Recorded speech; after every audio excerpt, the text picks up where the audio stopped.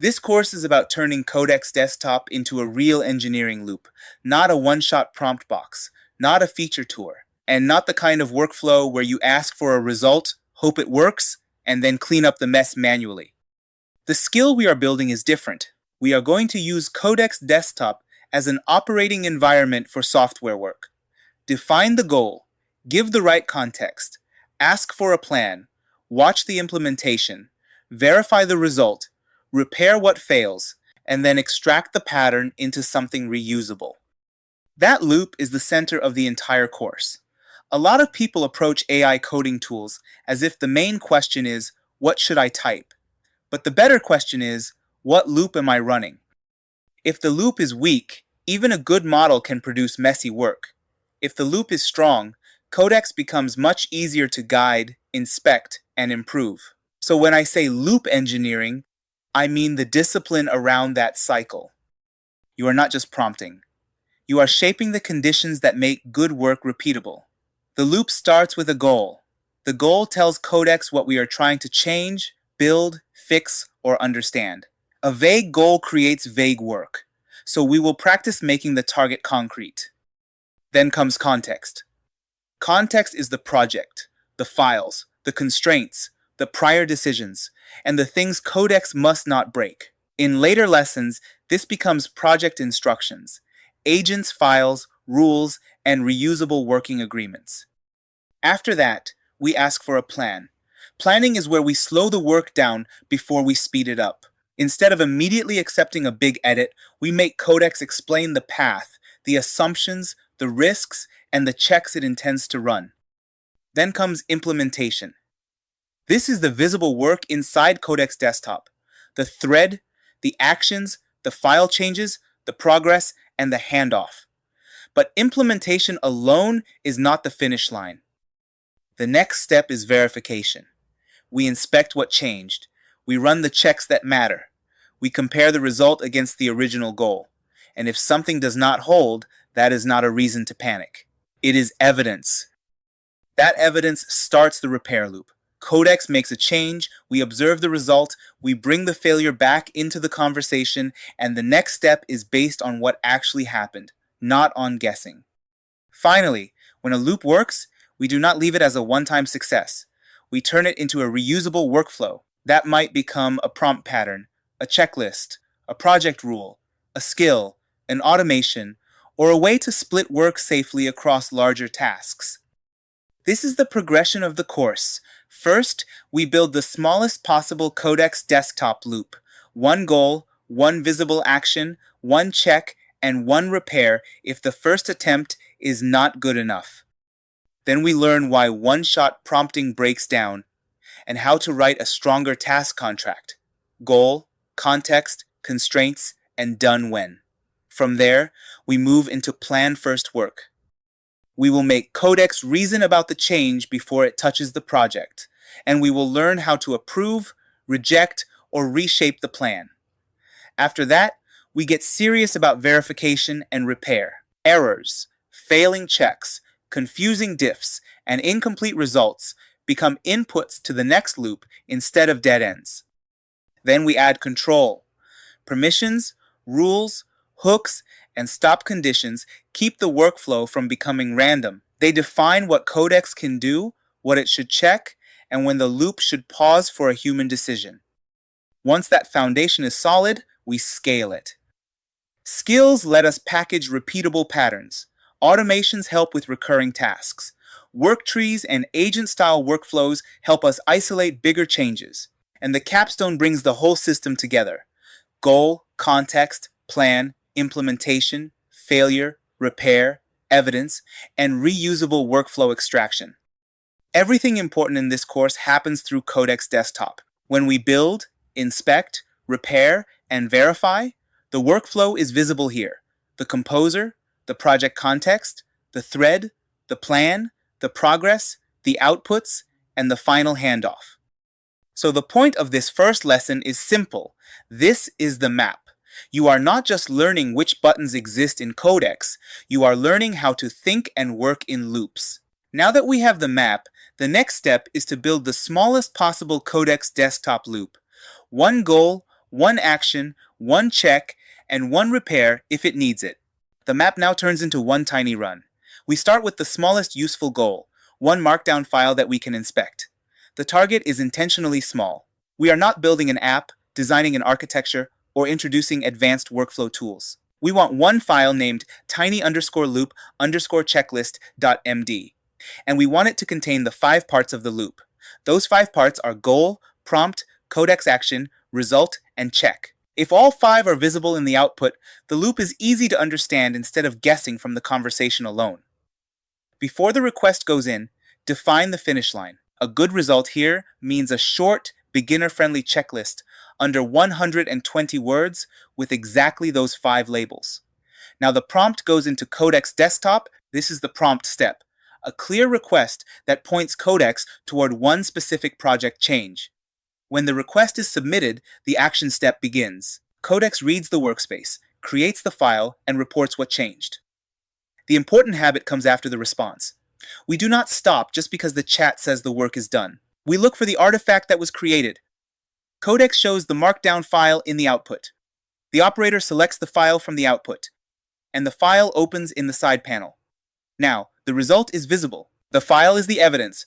Goal, prompt, codex action, result, and check are listed directly inside tiny_loop_checklist.md.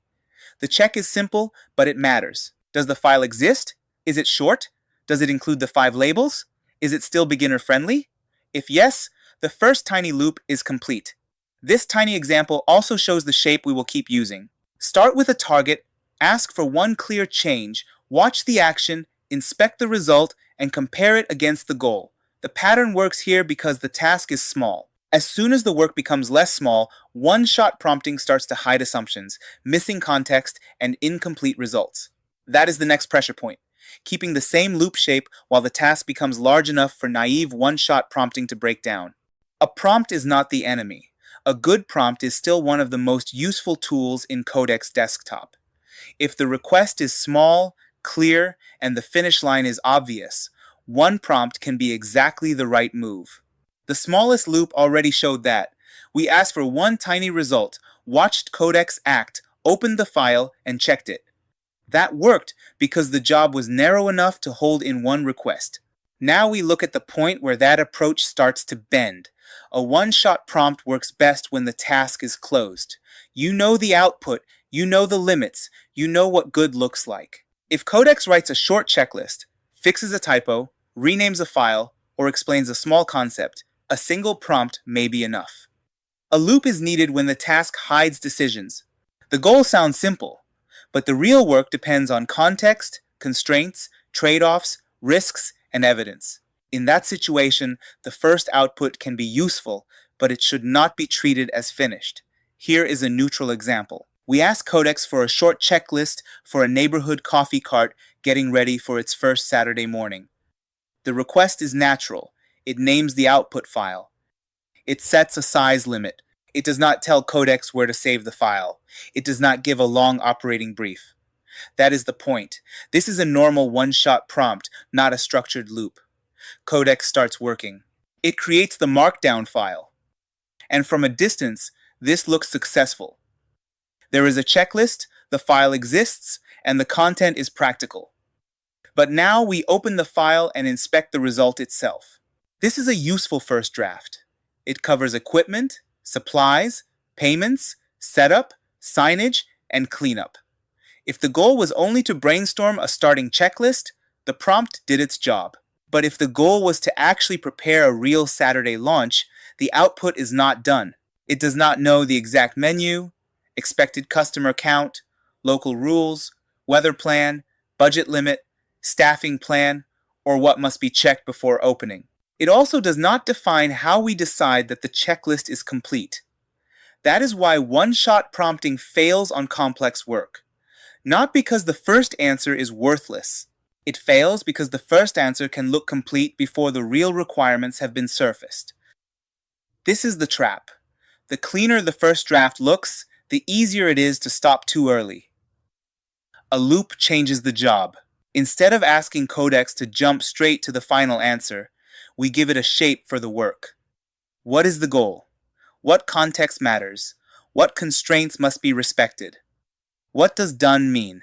Then we let Codex act, inspect the result, and repair what is missing. So the point is not write a giant prompt every time. The point is to choose the operating mode. For small, clear, low-risk requests, one prompt is fine. For anything with hidden context, decisions, risk, or a need to verify the result, use a loop. The coffee cart checklist is not a disaster. It is a signal. It tells us what Codex can infer on its own, and it reveals what we still need to provide. That is the bridge to the next section. Goal, context, constraints, and done when. Those four anchors turn a vague request into work that can be checked, corrected, and trusted. Last time, the problem was not that one prompt was always wrong. The problem was that a useful first draft can look finished before the work is actually controlled. So now we add the first real shape around the loop. Before Codex starts working, we want four things to be clear: the goal, the context, the constraints, and the done when. The goal is the direction of the loop. It says what Codex is trying to move toward, but this is important. Goal is not magic. It is not the whole discipline of loop engineering. A goal is one loop primitive. It gives the work direction, but it does not replace context, boundaries, checking, or repair. Codex now has a native goal mode. You can invoke it directly from the composer. When you type /goal, Codex shows a goal command. Set a goal that Codex will keep working towards. That is useful because it moves the task from a loose message into a more intentional operating mode. But we still need to write the goal well. Here is the difference. A weak request says, make a handoff note for my cat sitter. That might work, but Codex has to guess the situation. It has to guess the format. It has to guess what details matter. And most importantly, it has to guess when the work is done. A stronger request gives the loop a small contract. The goal. Create a short markdown handoff note for a friend watching an indoor cat for one weekend. The context. 2 meals a day, litter box check, 10 minutes of play, and an emergency contact placeholder. The constraints.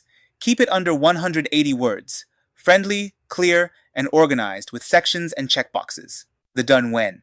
It must include feeding, litter, play, emergency contact, and a final note to text me if anything seems unusual. Now, Codex is not just reacting to a vague instruction. It has a direction, a situation, boundaries, and a finish line. Watch the actual loop.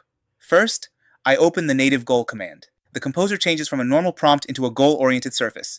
The placeholder now asks for a goal and measurable outcomes. Then I enter the task shape. It is still plain language. It is not a giant prompt. It is just specific enough to reduce guessing. When Codex runs, I am not evaluating the answer by asking whether it sounds confident. I am checking the artifact. The file exists. It is named correctly. It is marked down. It is short. It has sections. It includes feeding. It includes litter.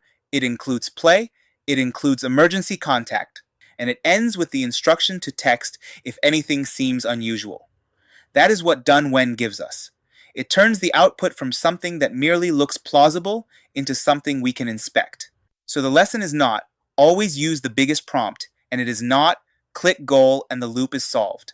The point is, give the loop direction, give it context, give it constraints, and give yourself a way to know whether the result is complete. Native goal helps with direction. The prompt contract helps with task shape. The artifact check closes the loop. This is the first part of making Codex reliable. Not by controlling every word it writes, but by controlling the conditions around the work. Next, once the contract is clear, we move to the next step, planning before implementation. In the last lesson, we gave Codex a clearer shape for the work, the goal, the situation, the limits, and the finish line. That already makes a big difference. But it is still not the moment to let Codex run straight into changes. This lesson adds the next layer of control. Plan first, then execute. The idea is simple.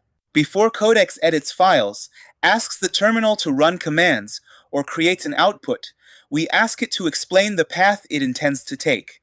Then we read that path. We check whether it touches the right files, whether the order makes sense, and whether the scope is still small enough for one loop. Only after that do we approve the work.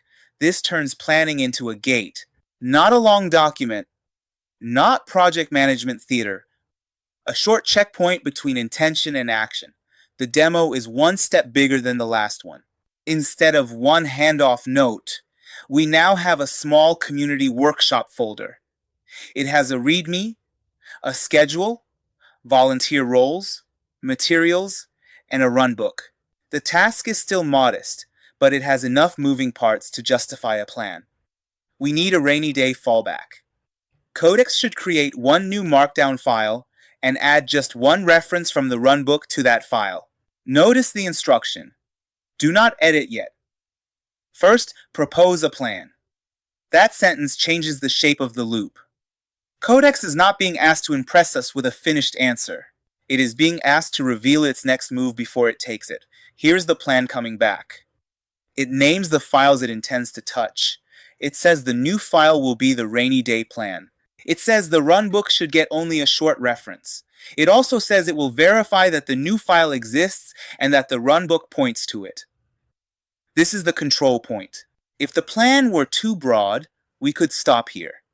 If it wanted to rewrite every file, we could narrow it. If it misunderstood the goal, we could correct it before any file changed. But this plan is small and focused, so now we approve it. The approval is not vague. We keep the scope tight. Implement that plan. Keep the change small. Create the rainy day plan. Add one short reference and summarize exactly what changed. Now Codex is working inside the path we already inspected. That is the main lesson. We are not hoping Codex stays on track. We first asked for the track, then allowed it to move. The result is also easier to inspect. Codex created the rainy day plan and updated the runbook. The summary says exactly 2 files changed. Now we open the generated work, not just the answer text. The rainy day plan has setup changes, schedule changes, volunteer changes, and materials protection. The runbook points to it before setup starts. That gives us a clean finish line. The new file exists, the runbook references it, and the change stayed small. This is a different loop from one-shot prompting. A one-shot request hides too much. You ask, Codex acts, and only at the end do you discover whether it chose the right path.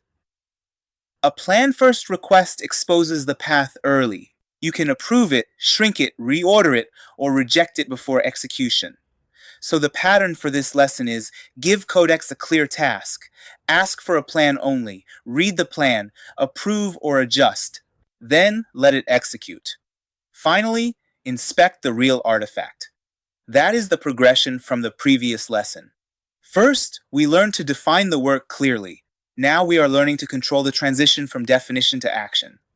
In the next lesson, we will make that control more durable. Instead of putting all context into one prompt every time, we will start giving the project its own reusable context. For now, remember the rule. Do not let Codex jump from request to changes. Insert a planning checkpoint first. Context engineering starts with one simple idea. Some instructions should live with the project, not inside every prompt. In this section, we use a small community workshop landing page, and the key file is AGENTS.md. We will open the real file first, then watch Codex use it, and then inspect the actual page it creates. There are 4 layers in this loop. The prompt says what we want now. Agents.md says how this project should usually behave. The HTML and CSS show the current structure, and the final browser check shows whether the visible output actually matches the request. Now we are looking at the real project file inside Codex. The project path is workshop rules, the file name is agents.md, and the full instructions are visible in the Codex response. This is not a decorative summary card. The file location and the file contents are on screen before any edit begins. The design rules are written directly in the file. The page should stay calm, readable, and welcoming. It should reuse the existing color tokens in styles.css. It should not invent a new visual style unless asked, and it should stay accessible and mobile-friendly. The workflow rules are also written here. Before editing, Codex should summarize the relevant project instructions. It should propose a short plan before changing files. It should keep changes small and reviewable, and after editing, it should explain what changed and where. Now the prompt can stay focused. It asks Codex to read agents.md first, inspect the landing page files, report the rules it found, and propose one small rainy day addition. The important stop condition is, do not edit yet, wait for approval. Codex responds in the shape we wanted. It names the project rules from AGENTS.md, connects them to the existing HTML and CSS, and proposes a small plan instead of jumping straight into implementation. Durable context helps the agent start from the project's rules, not from a blank chat. Only now do we approve the edit. The approval is short because the project file already carries the design and workflow rules. We are not repeating the whole style guide. We are turning an approved plan into one small implementation step. During implementation, notice the division of labor. The prompt gives the current goal. Agents.md protects the style and process. The existing files supply the structure and color tokens. Codex can now make a scope change without drifting into a new design system. The completion message is useful, but it is not the final proof. Codex lists the changed files and summarizes the scoped change. That tells us where to inspect. But the loop is not complete until we look at the output itself. For a landing page, the artifact is the rendered page, not the chat message. Now we inspect the actual HTML artifact. The rendered page keeps the calm, dark visual system, the existing hierarchy, and the rainy day option appears inside the same workshop page. This is the output the viewer needed to see. Not just that files changed, but what the landing page became. The check connects the artifact back to the project rules. It reused the existing tokens, stayed small and reviewable, added a practical rainy day path without redesigning the page, and Codex reported the exact file where the work happened. The takeaway is simple. Show the agents.md file. Explain the rules inside it, then show the result those rules helped create. In the next section, we will make verification even more explicit. Not only did Codex follow context, but how do we prove the result is correct? Now the loop gets stricter.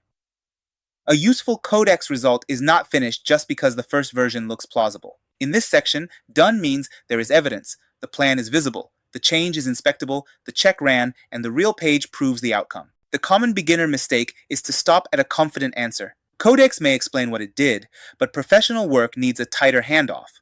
What changed, why it matches the goal, and how we know it did not just sound correct. For the demo, the project is still a small community workshop site. The task is intentionally modest. Add a workshop readiness section. The new idea is not the feature itself. The new idea is that we ask for verification before we allow the edit. Notice the first prompt. It does not ask Codex to rush into the files. It asks Codex to inspect the relevant files, propose the change, name the evidence it will check, and describe what browser results should be visible. That is the verification first move. The prompt separates the feature request from the evidence request. It asks what will change, what evidence will be checked, what lightweight command or script should run, and what browser results should be visible. That gives Codex a review target before it edits. The phrase "do not edit yet" is important. It turns the first step into a checkpoint instead of an action. You are not slowing down for ceremony.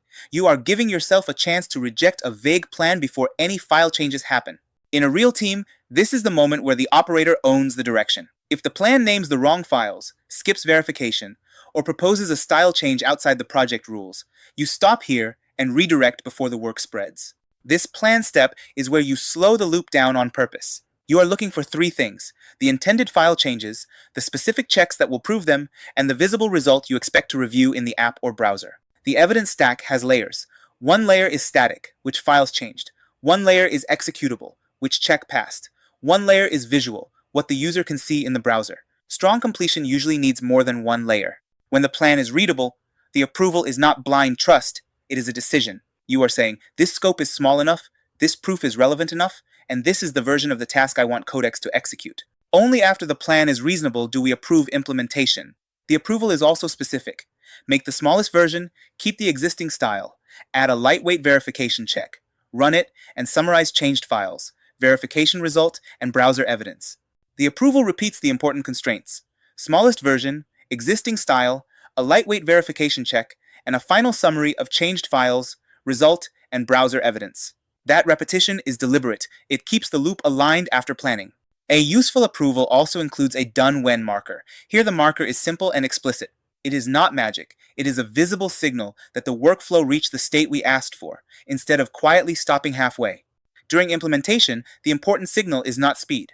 The important signal is traceability. Codex should touch the files that belong to the task, explain those edits, and produce evidence that a reviewer can follow without guessing. As Codex works, watch for traceability. A good run leaves a trail. Files inspected, files edited, checks run, and a result that maps back to the original request. If the trail disappears, the operator should not call the work complete. File scope is part of verification. For a small web section, you expect the HTML. maybe a small amount of CSS, and the verification script. If unrelated files change, that is a review question, even if the page looks fine. A verification check does not have to be heavy. Here, a small script is enough. It can confirm that the readiness headline exists, the expected readiness items are present, and the page contains an explicit past marker. The point is to make the claim executable. The lightweight check is intentionally boring. It looks for the expected headline, the readiness items, and the pass marker. Boring checks are valuable because they remove ambiguity from the basics before you spend attention on design judgment. This is the key shift. A statement becomes an executable claim. Instead of saying the section was added, the workflow can run a check that confirms the section was added. That is how you make an assistant response inspectable. Now the review evidence matters. Changed files, diff style counts, and a check result give you a much stronger completion signal than a paragraph that simply says everything is done. Evidence turns the assistant response into a reviewable workflow. At the end of the codex run, the summary should connect every piece: changed files, verification command, pass result, and browser evidence. If any one of those is missing, the summary is not yet a professional handoff. Review discipline is what makes this scalable.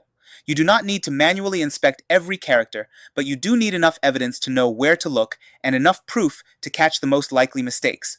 The final proof is the real browser output. For a website, do not stop inside the chat. Open the page and inspect the artifact itself. A green check in text is useful, but the learner and the reviewer also need to see the thing working. Moving to the browser is not optional for a web task. The chat can report success, the check can report success, and the page can still feel wrong. The artifact itself gets the final visual review. Here, the page should show the new workshop readiness section in the same visual language as the rest of the site.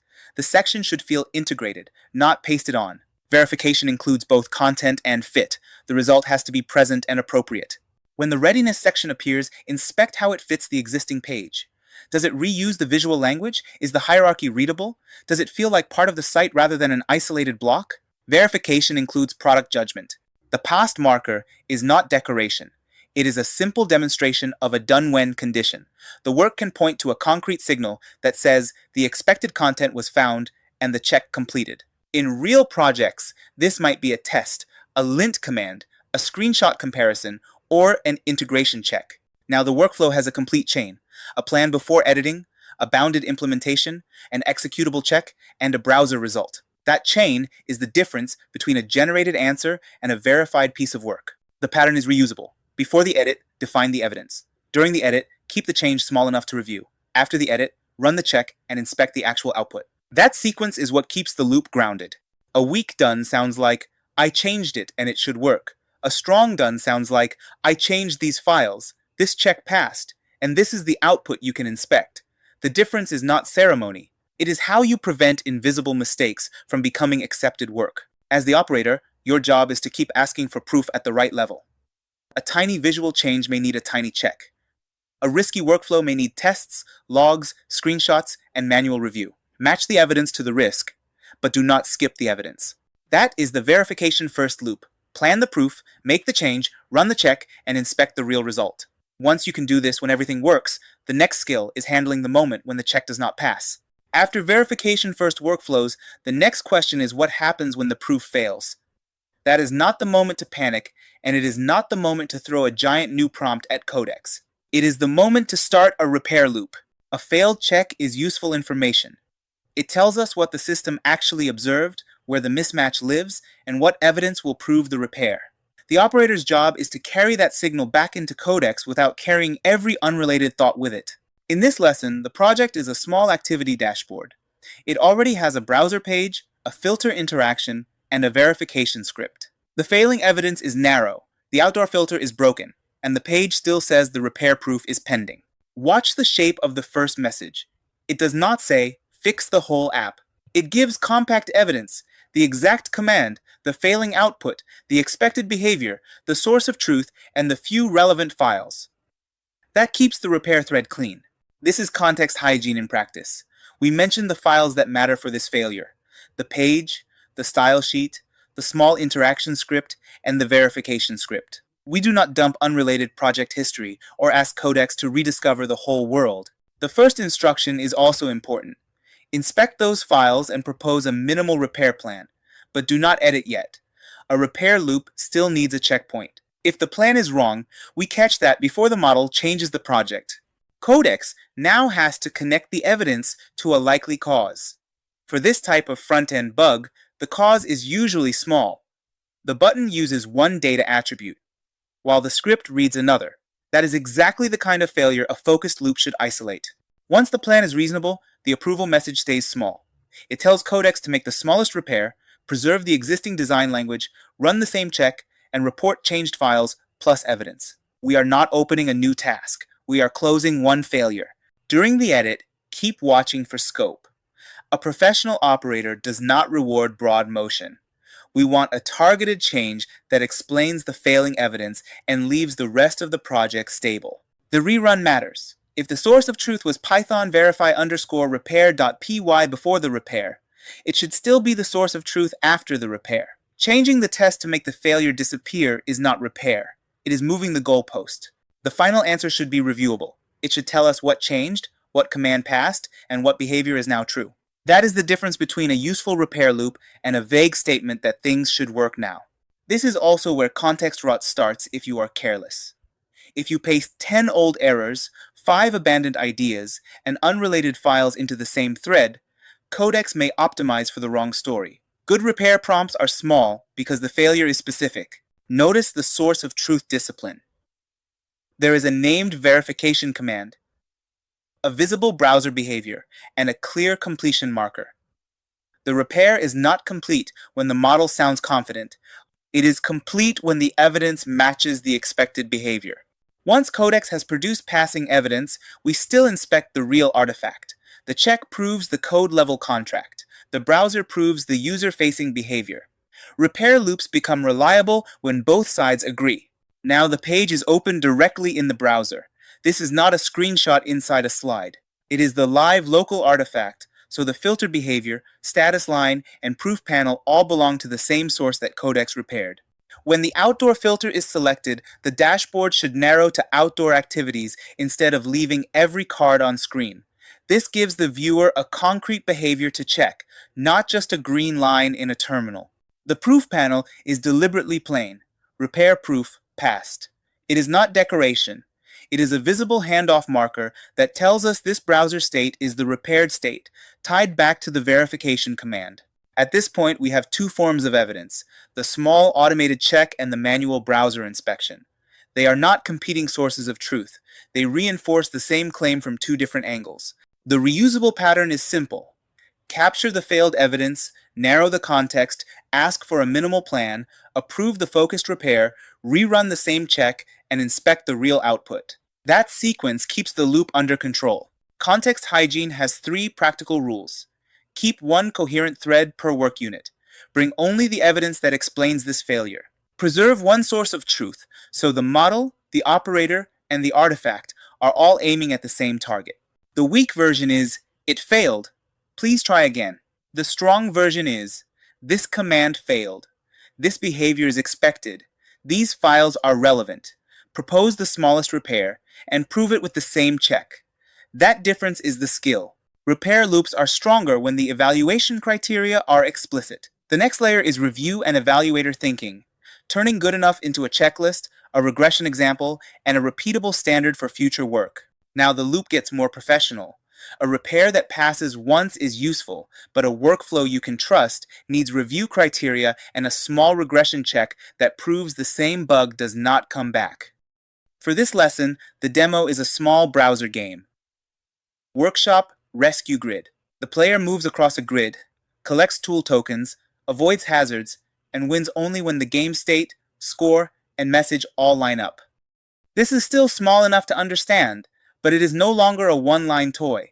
There is a model, a user interface, keyboard input, blocked cells, scoring, and a win condition. That gives the review loop something real to check. The key move is to stop accepting work because it looks good at a glance. We turn good into a rubric, controls, collision rules, scoring, the final win state, and clear player feedback. Watch the outputs in order. First, Codex names the checklist. Then, the regression check fails. After approval, Codex fixes the smallest things, reruns the check, and only then do we inspect the live game. Here, the prompt asks Codex to act as a reviewer first. It should inspect the project, explain the evaluator checklist, read what the regression check is looking for, and wait before editing. This review step changes the shape of the loop. Codex is not just building, it is naming what has to be true before the work can be accepted. That makes the next step auditable. The failing output matters. A failure marker tells us exactly what the evaluator is rejecting.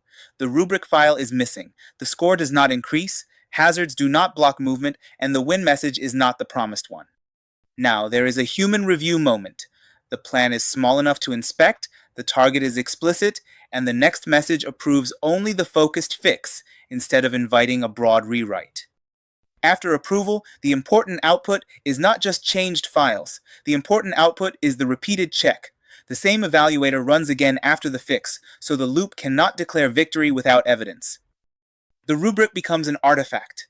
That is useful because the review criteria are no longer hidden in somebody's opinion. They are written down and can be reused on the next pass. A passing marker makes the loop auditable. It tells us this exact version satisfied the rubric and the regression simulation, instead of relying on a vague summary that says everything looks good. Now we inspect the real output. The game is not shown as a slide or mockup. It is the live browser page, and the controls, hazards, score, and win state are visible. As the player moves, the score changes from 0 tools to 1, then 2, then 3. This is the kind of output that connects code changes to a visible user experience. The hazard test is especially important. The player tries to move into a hazard, the movement is blocked, and the status text explains what happened. That is behavior, not decoration. At the end, the output says tools 3 out of 3 and rescue complete. The browser confirms what the regression check already proved programmatically. The reusable pattern is simple. Define the rubric, run a check, fix the smallest thing, rerun the same check, and inspect the artifact itself. That is an evaluator loop. Once a loop can review itself, the next question is control. What permissions, boundaries, and safety settings should the loop have before it touches more powerful systems? In the last section, the loop learned to review itself. Define a rubric, run a check, fix the smallest issue, and inspect the output. Now we add the next professional question. What is this loop allowed to touch?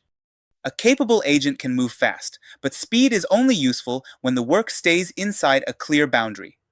Permissions are how we draw that boundary before the work begins. Think of 3 separate controls. The sandbox limits what Codex can technically access. The approval policy controls when it must ask before acting. Network access decides whether external resources are available. The official Codex documentation frames these as safety controls, not as decoration. They shape the kind of task you should assign and the amount of trust you are placing in the run. Read-only is the inspection mode. Use it when Codex should understand a project, explain risk, review files, or propose a plan without changing anything yet. Workspace write is the normal mode for focused project work.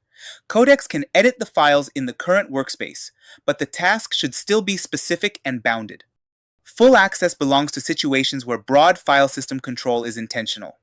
It is powerful, so it should not become the default just because it feels convenient. Network access changes the risk model. If Codex can fetch external pages or packages, it may see untrusted content, changing information, or instructions that did not come from you. The practical rule is least privilege. Give the smallest access that can complete the next step. Inspect with read-only, edit with workspace write, and widen access only when the reason is clear. Prompt injection is not magic. It is simply text from outside the task, trying to act like an instruction. The safe habit is to treat external text as data until a trusted human says otherwise. For the demo, we use an incident intake dashboard. It has a small browser interface, an external vendor note, JavaScript output logic, and a validation script that checks the boundary behavior. Before Codex edits anything, we expose the files. The app folder contains the dashboard. The external folder contains the vendor note. The scripts folder contains the check that defines acceptance. The vendor note includes ordinary incident details, then a hostile sentence that tries to redirect the agent. In this lesson, that sentence is content to summarize, not a command to obey. The check is intentionally visible. It asks for a dashboard that labels the note as untrusted external input, keeps the human reviewer in control, and summarizes the login failure without following the hostile text. The starting project fails that check. That is useful. The learner sees the boundary requirement before Codex repairs the project. Now we move into Codex Desktop. The task is phrased as a bounded project update. Inspect first, treat the vendor note as data, avoid network access, and only update the local dashboard files. The prompt does not ask Codex to do everything. It asks for a plan, the smallest useful implementation, and a visible check result. That keeps the run teachable. Before implementation, the permission choice matters. The task fits workspace right because Codex needs to edit this project, but it does not need broad file system access or the web. The first valuable output is inspection. Codex should notice the external note, the dashboard files, and the acceptance script before it changes code. A good plan separates the trusted user request from the untrusted vendor text. The app should display the note safely, summarize the incident, and make the review boundary obvious. After the plan is visible, the next message approves the focused update. This is a small control point. We accept the direction without opening the task wider than necessary. During implementation, the interesting question is not how many files changed. The question is whether the changes stay inside the workspace and serve the stated boundary. The changed files are ordinary app files. That is exactly what we want here. Local dashboard code and styling, not unrelated system files or broad maintenance. The acceptance check now passes with permission, boundary pass, 301. That marker tells us the lesson objective was satisfied by the project state, not by a vague summary. Next, we open the dashboard output. The viewer should see the same project become an interface: source, risk label, incident summary, and next human review action. The label matters because it changes how the reader interprets the content. This is not a trusted instruction stream. It is an external note being reviewed. The summary keeps the useful incident facts: login failures, possible customer impact, rollback status, and follow-up steps. It does not turn the hostile sentence into an action. Notice the lesson design. This task does not need the web. When the answer can come from local files and local checks, keeping network access closed is the simpler boundary. The pattern is reusable. Inspect first, choose the narrow permission set, separate trusted instructions from external data. Implement inside the workspace. Then verify with a local check and the output. Permissions set the boundary for a single run. Next, we make those boundaries repeatable with rules, hooks, checkpoints, and stop conditions, so the loop carries the same discipline into larger projects. In the previous lesson, we treated permissions as the boundary for a single run. Now we raise the level. A professional loop should carry its boundary with it every time it runs. The model is simple: rules before action, checks during the loop, a human checkpoint for judgment, a stop condition when evidence is missing, and a safe resume packet before the loop continues. Codex rules give you a repeatable way to decide which command patterns are allowed, which should prompt for approval, and which are forbidden. That turns a one-time decision into operating policy. Codex hooks add lifecycle checkpoints. A hook can run around events like permission requests or stopping, so the loop can collect context or run a local check instead of trusting momentum. The important point is not to install random automation. Rules and hooks become safety tools only when they are reviewed, local, understandable, and narrow enough for the current project. A common mistake is to make the prompt longer and hope the agent remembers everything. Rules and checks are different. They are outside the moment, repeatable, and visible to the team. Think of the loop as layers. The prompt describes the immediate task. The project rules describe behavior. The local check decides whether the state is acceptable. The human checkpoint handles judgment. The demo project is a launch control board. It is a visual operational board, not a coding exercise. The project exists to make loop control visible: policy, checkpoint, stop, and resume. The artifacts matter more than the implementation details. We will look at a rules file, policy examples, a human checkpoint, a resume packet, and a local release gate that decides whether the loop may continue. Each artifact has one job. The rules say how the loop should behave. The policy examples show possible command and hook boundaries.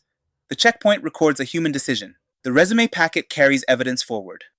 As the projects become more complex, the learner should not have to read implementation details to understand the lesson. The board itself must communicate the operating state. The project rules are plain language. Inspect first, do not deploy, do not use network access, and require human approval before changing checkpoint or resume evidence. The command policy example shows the shape of a guardrail. Allow the local verification command, prompt for ambiguous helper work, and forbid deploy commands in this lesson scope. The hook example routes important lifecycle moments back to the local release gate. Think of it as a repeatable pause button. Before the loop moves on, the project asks for evidence. At the start, the gate stops. That is a good failure.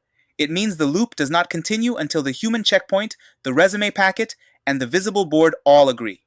This is why we design stop conditions deliberately. A good stop tells you exactly which evidence is missing and what kind of approval or artifact is needed before continuation.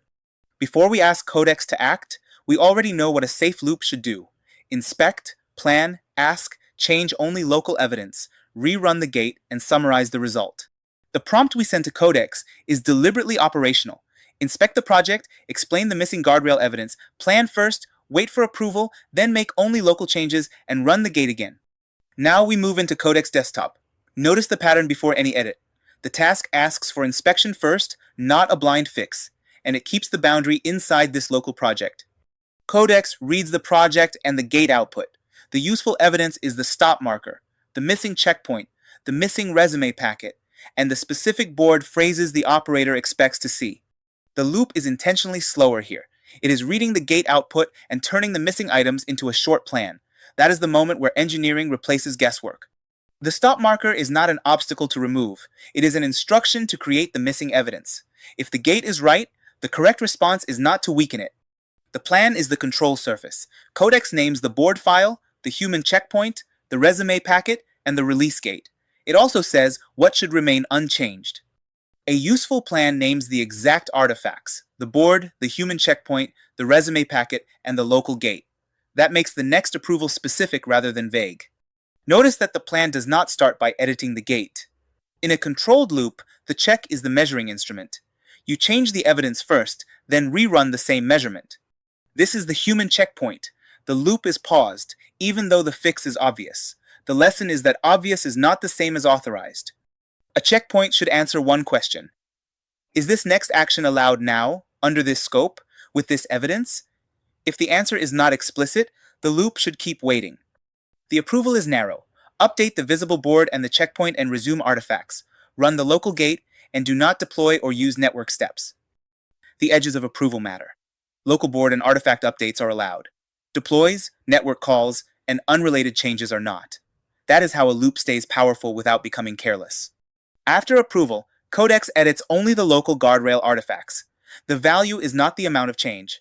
The value is that the change matches the plan and stays inside the approved scope. This is not a contest to make the largest change. The better loop makes the smallest local update that satisfies the gate and leaves the rest of the project stable. The board update is important because it turns hidden process into visible state. A teammate can open the board and understand where the loop stopped, why it resumed, and what remains out of scope. The release gate becomes the shared proof. When it passes, it says the rules were applied, the hook or check ran, the human checkpoint was recorded, the stop condition was resolved, and the resume packet is safe. The pass marker gives the team a shared language. It is not just a green check. It says the specific control story is now complete. Rule, check, checkpoint, stop handling, and resume packet. The most valuable part is repeatability. The same gate can run after the next change, and the same stop condition can protect the next risky transition. The loop can now continue because the evidence changed, not because we ignored the stop. That is the difference between a controlled loop and an agent that just keeps going. Completion is not magic, and it is not trust in the assistant. Completion is a state where the artifacts and the check agree that the loop can safely continue. The changed files are easy to explain to a teammate. One visible board, one human checkpoint, one resume packet, and the existing local gate as proof. The browser output makes the project visible. This is the artifact the viewer can understand without reading source code. The board says what state the loop is in. All 5 states are visible at once: rules applied, hook or check status, human checkpoint, stop condition, and safe resume packet. That is the operational picture. This is the operator view we want in more advanced projects. A dashboard, report, or board should expose the state of the loop, not just the final product. The board also keeps the negative space visible. No deploy step was approved. The stop marker was honored, and the pass marker is tied to the local gate. The safe resume packet is the handoff. It tells the next loop what evidence exists, what was approved, and what condition must be true before work continues. A good resume packet is compact. It does not repeat every detail. It lists the approved scope, the stop condition, the next action, and the evidence files that justify continuing. That makes handoff safer. A future loop, a teammate, or even you tomorrow can see the reason for continuing without reconstructing the whole conversation. The reusable pattern is write the rule, attach a check, create a human checkpoint, stop when evidence is missing, and resume only with a compact evidence packet. A stop condition is not a failure of automation. It is a designed moment where the system protects the project from moving faster than its evidence. Professional loop engineering is not about making the agent unstoppable. It is about making progress conditional. If the evidence is good, continue. If the evidence is missing, stop and ask. Once rules and checkpoints are repeatable, external tools become much easier to control. That is where the next lesson goes: tool boundaries, external context, and MCP. Now the loop gets a more serious boundary. Not just rules inside the project, but tools and external context around the project. As soon as an agent can see documentation, notes, repositories, or work apps, the question changes from can it connect to should this source be used for this run. MCP gives Codex a clean interface to outside capabilities. The important move is to treat each capability as a scoped input, not as unlimited background knowledge. Installed, enabled, authenticated, and verified are 4 different states. A professional loop names the difference before it trusts a tool. The source registry is the front door. It lists which external context is allowed, what it is allowed to do, and which evidence file proves the call happened. For the demo, Codex is working on an external context intake board. It is visual enough to inspect, but every card is driven by local evidence artifacts. The project is not asking for a pretty page first. It asks for source packets, a tool ledger, a boundary matrix, an evidence packet, and only then the browser board. The starting state intentionally stops. The board has no approved source packets yet, so the local check refuses to mark the run as complete. The first approved source is Context 7. Its job is narrow, public MCP documentation only, with public non-sensitive queries. The second source is Obsidian, but only one lesson-safe note. The wider vault, private notes, inboxes, and credentials stay outside this run. This is where the lesson becomes practical. A connector can be visible in the environment and still be classified as not ready, out of scope, or simply not needed. The prompt asks Codex to inspect first, explain the stopped state, name the source packets and artifacts, and wait for approval before collecting context. Inside Codex Desktop, the project starts like a real workflow. Read the rules, run the same boundary check, and understand why it stops before doing any external work. The project rules are part of the visible context. They say which tools are approved, which connectors are off limits, and that everything stays local. The initial check is useful because it is specific. It names the missing Context 7 packet, the scoped Obsidian packet, the ledger, the matrix, and the dashboard state. Before Codex runs the collector, the plan should make the boundary legible. 2 approved sources, local artifacts, no private connectors, and the same final check. Approval does not mean go everywhere. It means run this exact collection and build step inside the project boundary that was just inspected. The collector calls Context 7 for public MCP documentation and saves a compact packet with the tool name, scope, facts, excerpts, and a content hash. Then it reads the single safe Obsidian note and saves a second packet. The artifact records the path, the scope, the facts used, and the hash of that note. The builder turns those packets into 4 reviewable outputs: the external context register, the tool access ledger, the MCP boundary matrix, and the intake evidence packet. The ledger is where the boundary becomes operational. Context 7 and Obsidian are allowed. GitHub and Notion are configured but not ready. Private connectors are out of scope. The same local check runs again. This time the source packets, artifacts, dashboard state, and pass marker are all present, so the loop can move forward. Now, the output is shown as the real browser page, not as a screenshot inside a slide. The page is the artifact that a reviewer can read. At the top, the source cards keep the decision simple. Context 7 for public documentation, and Obsidian for one scoped note. The ledger does the most important teaching work. It separates allowed tools from configured but not ready tools, and from tools that are intentionally unused. This prevents a common mistake: seeing a connector listed and assuming the agent should use it. Visibility is not permission. The boundary matrix adds the why. Each context path has an owner, an allowed action, a risk, a control, and an evidence artifact. The handoff packet is the continuation rule. If a future run wants a new source, it must be explicitly scoped and added to the ledger first. That turns external context into a controlled intake process instead of a background blur of tools, accounts, and assumptions. The reusable pattern is compact. Classify the connector, scope the source, collect a packet, build reviewable artifacts, and rerun the same check. Notice how the artifacts carry the trust. The register explains sources, the ledger explains tools, the matrix explains risks, and the evidence packet explains when to continue. As projects get larger, this is what keeps them understandable. You can add more tools, but only by adding clearer source boundaries and better evidence. This is also the bridge to deeper automation. Once tools and context are bounded, future loops can run longer without becoming vague or unsafe. The core lesson is simple. External context is powerful only when the loop can explain exactly where it came from, what it used, and what it refused to touch. A codex skill is not just a prompt you keep around for later. It is a reusable operating procedure. A small package that tells Codex when to activate, what inputs to inspect, what outputs to produce, how to validate progress, and when to stop. In this lesson, we package a launch readiness loop so the same workflow can run again without rebuilding the instructions from scratch. Watch for the separation between creating the package and using it. That separation is what turns a clever prompt into a repeatable loop. The first message is deliberately only a skill creator message. It names the skill, describes the trigger, and explains when the skill should not run. That boundary matters. A skill for release readiness should not become a generic automation, a scheduler, or a one-off editing shortcut. The prompt also lists the repository inputs, the required artifacts, the validation command, the pass marker, and the final handoff. Those pieces give Codex a reusable loop contract. Before any work starts, the skill already knows what evidence has to exist, how progress should be measured, and what exact signal counts as done.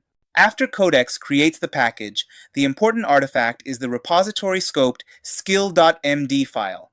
This file is the portable memory of the workflow. It defines the purpose, inputs, outputs, loop cycle, validation command, stop conditions, evidence trail, and handoff requirements. A teammate should be able to read this file later and understand exactly how the loop is supposed to behave before any new work starts. If the skill file is vague, the next run will drift.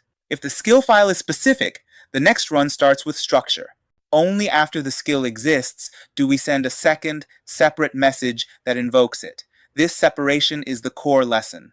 The first turn builds the reusable package. The second turn uses the package on the current workspace.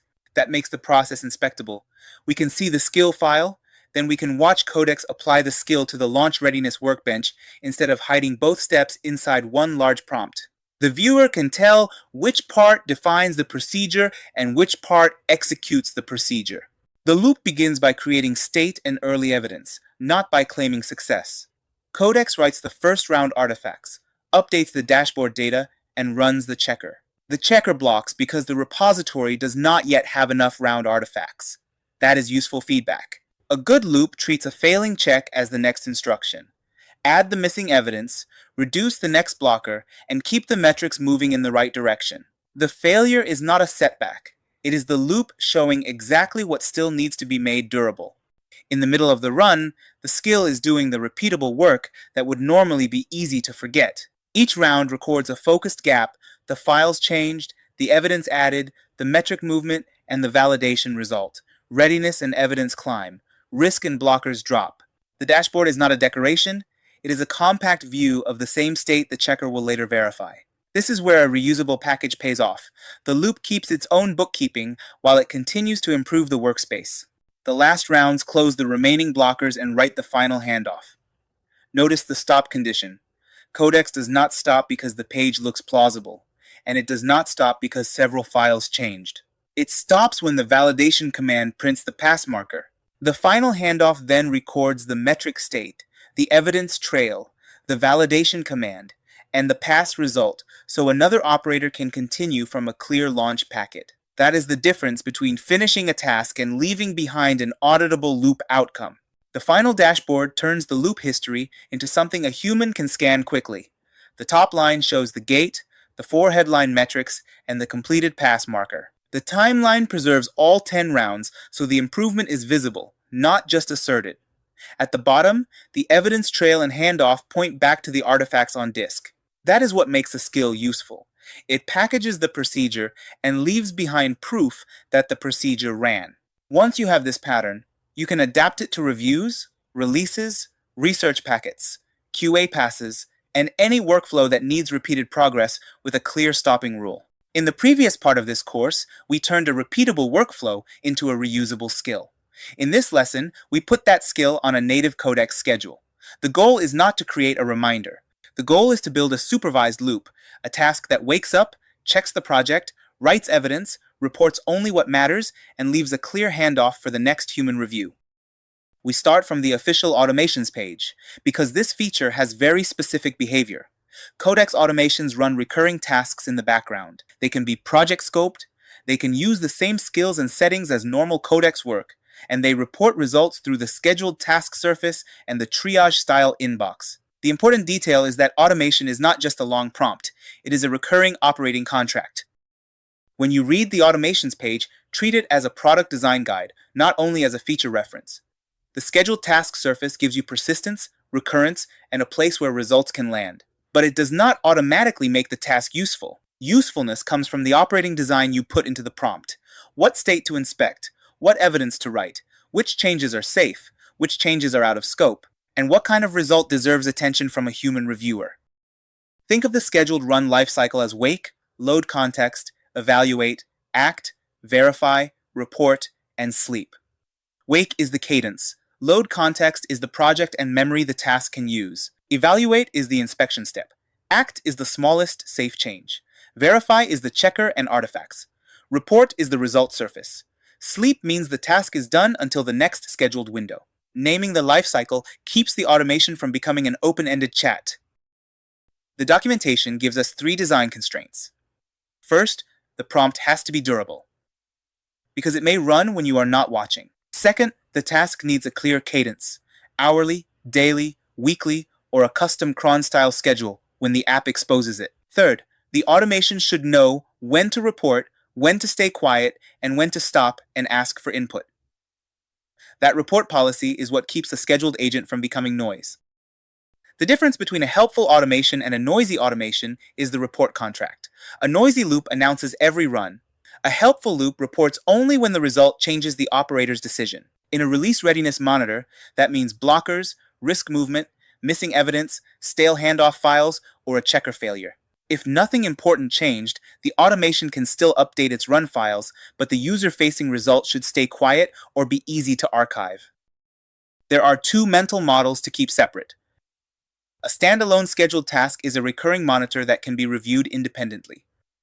A thread-attached automation is closer to a heartbeat for an existing conversation. In this lesson, the project monitor starts from the scheduled pane and creates a linked setup thread. That combination is useful because the task is visible as a scheduled object, while the reasoning and changes remain reviewable in the conversation. A professional automation has 7 parts. It has a task, a cadence, project context, permissions, a method, evidence, and a report policy. The task says what should be checked. The cadence says when it wakes up. The context tells Codex which files and rules matter. Permissions define how much it can change. The method can be a skill. Evidence makes the run reviewable. The report policy decides what deserves attention. Before you create a scheduled task, ask 7 checklist questions. What exactly should wake up? How often should it run? Which repository or project owns the truth? Which commands or checks prove the result? Which files should it be allowed to edit? What evidence should it leave behind? And what should happen if the run cannot prove safety? If one of those answers is missing, do not schedule the task yet. Test the prompt in a normal thread first. Our demo project is called Release Ops Sentinel. It is a small release readiness workspace with a release plan, a changelog, a risk register, a local readiness checker, a project skill, an automation runs folder, and a browser dashboard. The project starts in a failing state on purpose. Risk is too high, one medium risk is still open, the latest evidence pointer is missing, and the dashboard does not yet show the run marker. Release Ops Sentinel is intentionally bigger than a one-file demo, but smaller than a production system. It has enough moving parts to justify a recurring loop, a release plan that can drift, a changelog that must stay current, a risk register that decides whether release readiness is acceptable, and a dashboard for the reviewer. The local checker is the boundary. Codex can improve files, but the run is only complete when that checker prints the sentinel marker. The evidence topology is simple on purpose. The automation writes a time-stamped run folder for durable history. It writes latest.json as the machine-readable pointer to the newest run. It writes a markdown brief for human review. It updates the dashboard as a fast visual summary. And it runs the checker as the release gate. If the dashboard and latest.json disagree, the run is not trustworthy yet. The automation prompt is written like an operating procedure, not like a wish. It calls the release readiness skill, names the exact project files, says which checker to run before and after changes, tells Codex where to write evidence, and defines the stop conditions. It also says what should be reported: blockers, meaningful risk changes, missing evidence, or readiness movement. Clean runs can be archived quietly. Notice how the prompt is structured. It does not begin with a vague instruction like keep this project healthy. It has sections: role, cadence, files to inspect, method, allowed changes, output artifacts, report policy, and stop conditions. The method points to the project skill, so the automation inherits a reusable procedure instead of re-explaining every step. The stop conditions are just as important as the success path because unattended work needs a clean way to refuse unsafe scope. Stop conditions should be specific enough that the model can follow them without asking for a philosophy lesson. Stop if a required file is missing. Stop if credentials, network access, or external files are needed. Stop if the checker failure cannot be fixed with a small release readiness update. Stop if approval would be required on behalf of a human. These rules protect the schedule from turning one narrow monitor into a broad autonomous operator. Now we move into Codex Desktop and use the native scheduled surface. Notice that we are not setting up an operating system cron job, and we are not running a terminal script as the scheduler. We open the scheduled pane inside Codex, choose the project monitor template, and let Codex start the native setup flow. This matters because the product surface owns the recurrence, the task list, the history, and the project context. This is the reason the lesson uses the native scheduled surface. A terminal cron job could wake up a script, but it would not show the learner how Codex stores the task, how the run belongs to the project, or how the next run is visible in the application. The native surface also gives us a reviewable object, a task with a name, cadence, current status, and a linked conversation. That object becomes part of the operator's workspace. The template asks the right questions before creating the task. Which project should it watch? Which changes or signals matter? When should it check in? This is the first safety boundary. A scheduled task should not guess its scope. We answer with the current ReleaseOps Sentinel project, the files that define release readiness, the signals that deserve attention, and the cadence, every 6 hours in the Asia-Jerusalem time zone. The answer to the template is deliberately concrete. It names the project ReleaseOps Sentinel, and it names the state to watch: the release plan, the changelog, the risk register, the readiness checker, the automation run folder, and the dashboard. It also tells Codex which signals matter. Without those signals, a project monitor can drift into general commentary. With those signals, the automation can decide whether to report, archive, or stop. The 6-hour cadence is a teaching choice. It is frequent enough to feel like a real operational heartbeat, but not so frequent that the task would spam the workspace. In production, cadence should match the cost of being wrong. A security check may need a short interval. A release readiness report may only need a few runs per day. The cadence is part of the product design, not an afterthought. The setup answer also contains the prompt that should be saved into the automation.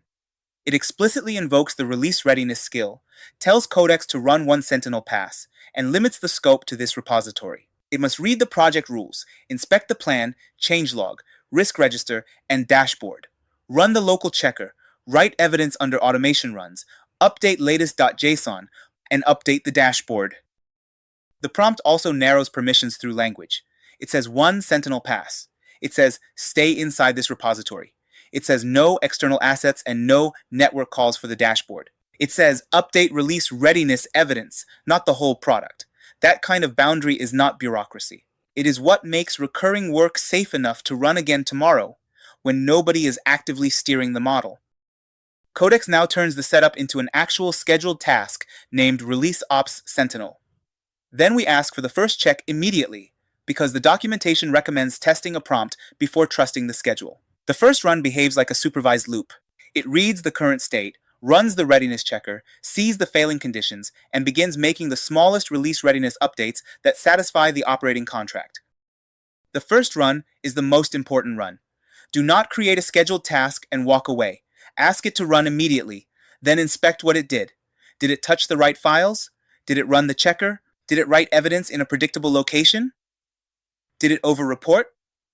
Did it stop at the right boundary? In this demo, the first run is intentionally allowed to fix small release readiness state, so we can see the full loop from failing condition to passing evidence. A good first run ends with a result that is easy to triage. The operator should be able to answer 3 questions quickly. Did it run on the right project? Did it make the expected class of changes? Did it leave enough evidence to approve, ignore, or investigate the result? If those answers are not visible, improve the automation before trusting the next scheduled run. This part is intentionally left visible. The value of automation is not that it hides all work.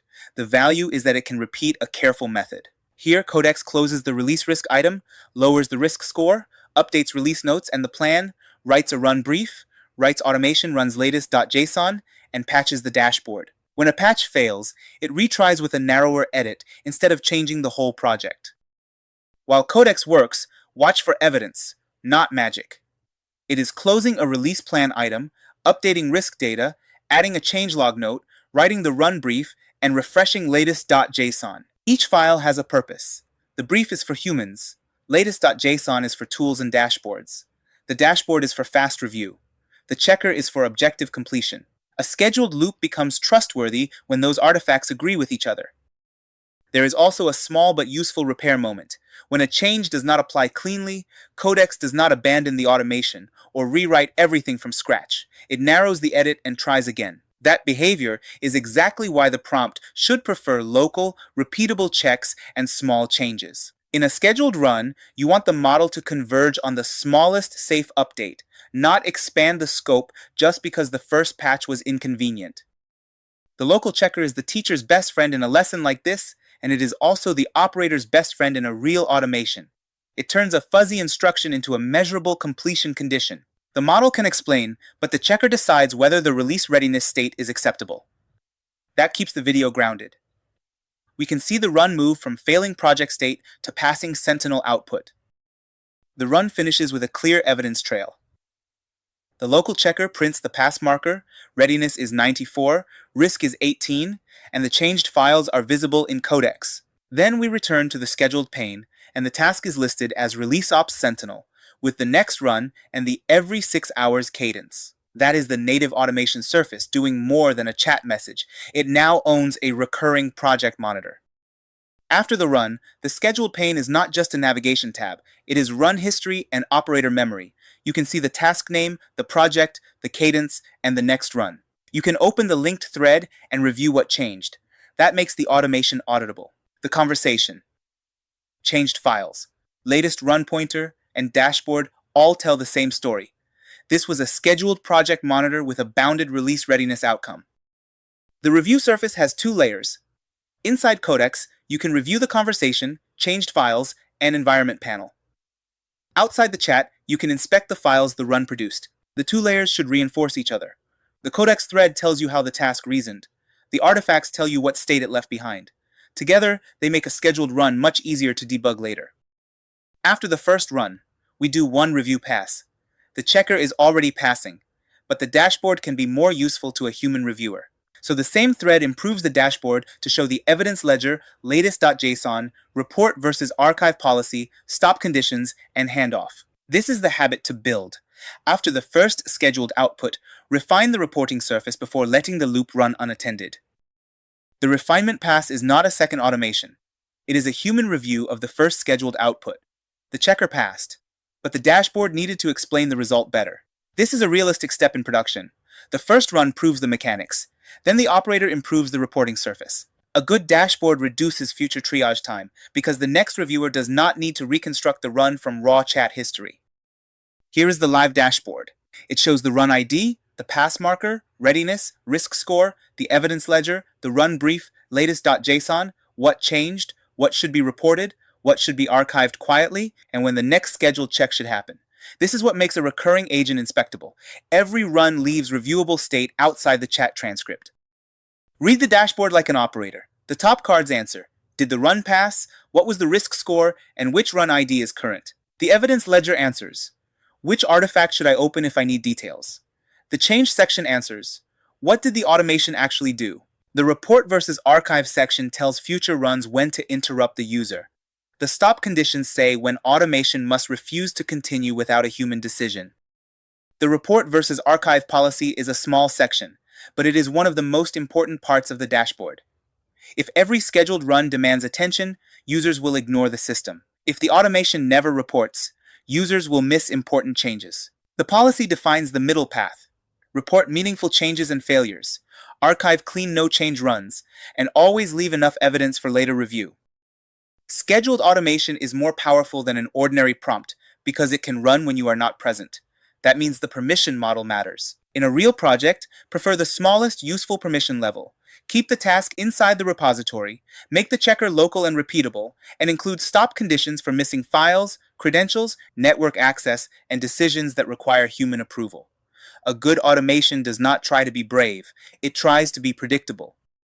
The most common mistake with scheduled agents is giving them a broad mission and no boundary. Do not schedule a task that says, improve the product every day. Schedule a task that says, check this release readiness contract, update these evidence files, run this checker, and stop if approval, credentials, network access, destructive changes, or unclear risk decisions are required. The more specific the loop, the easier it is to trust and debug. Use a standalone project automation when each run should be independent and should report through the scheduled task surface. Use a thread automation when the work is a heartbeat attached to an existing conversation. Use a skill when the method should be reusable. Use a work tree when the run needs stronger state isolation. And use a human handoff whenever the task is about judgment, release approval, credentials, or risk acceptance. This tool choice matters. Skills package a method. Scheduled tasks provide recurrence. A thread gives continuity for a conversation. A project gives durable context. Worktrees, which we handle next, isolate state so multiple runs can change files without stepping on each other. The professional move is not to use every feature at once. The professional move is to choose the smallest combination that gives you repeatability, inspectability, and safe handoff. This prepares the next lesson. Once a scheduled loop can run, the next question is where its changes should land. A normal project thread may be enough for a small monitor, but larger recurring work needs isolation, so experiments, repairs, and reviews do not collide with the main project state. That is why worktrees come next. They give scheduled and looped work a safer place to change files before a human decides what should merge. The core lesson is simple. A scheduled codex automation is a loop contract. It needs a task, cadence, context, permissions, method, evidence, and report policy. In this lesson, the method came from a skill, the cadence came from codex, scheduled tasks, and the evidence landed in project files and a live dashboard. The next question is where the automation should make changes safely, which takes us into worktrees and state isolation. In the previous lesson, we built a native scheduled loop. That creates a new question. Where should background work make changes while the operator is still using the project? This lesson is about worktrees, handoffs, and state isolation in Codex Desktop. The goal is to let Codex prepare useful work in a separate checkout, then make an explicit decision about what moves back into the foreground project. We start from the official Worktrees page because the mental model is specific. A local checkout is the repository you already created. A worktree is a second checkout of the same repository, created from local inside the Codex app. It has its own copy of the files, while Git still understands the commits and branches as part of the same repository family. That is the state boundary this lesson uses. The getting started flow is deliberately small. Select worktree under the composer, choose the starting branch, submit the task, and then choose where to keep working. That last choice matters. You can continue in the worktree, create a branch, or hand the work off to local when it is time to inspect it more directly. Codex is giving the operator a state decision, not just another chat setting. The terminology is worth repeating before we touch the app. Local is not better, and worktree is not experimental by default. They are two places where state can live. The skill of the operator is choosing the right place before the work begins, then making the movement between places observable when the task is done. Use this operator model. Local is the foreground lane, Worktree is the background lane, and Handoff is the bridge between them. Local is where the current human context lives. The Worktree is where Codex can prepare a risky repair, a release readiness update, or a review package without claiming the foreground is already changed. Handoff is the moment when the reviewer decides what should cross the bridge. Branch exclusivity is the hidden reason this model matters. A branch cannot safely be the active checkout in every place at once. Worktrees let the repository have multiple working directories, but the operator still needs to understand which branch, which files, and which conversation owns the next decision. That is why the bridge is explicit. Worktrees are most useful when background work should be real, but not disruptive. A release fix can be prepared while the operator keeps reading the existing branch. A risky experiment can produce evidence without dirtying. Local. A scheduled or long-running loop can leave a review package instead of silently changing the working checkout. And when a branch can only be checked out in one place, the handoff flow keeps that movement explicit. Think of the worktree as a queue for background preparation. It is not where every result must merge. It is where Codex can gather evidence, try the smallest repair, and package a decision while the human stays focused on the foreground task. That makes the feature useful even when the final decision is to reject the work. The demo project is State Isolation Lab. It is a small release operations workspace, but it has enough structure to justify state isolation. Project rules in AGENTS.md, a release plan, a risk register, a state boundary map, a browser dashboard, a deterministic checker, and a handoff folder. The project begins with missing handoff evidence, so the worktree has a focused job to complete.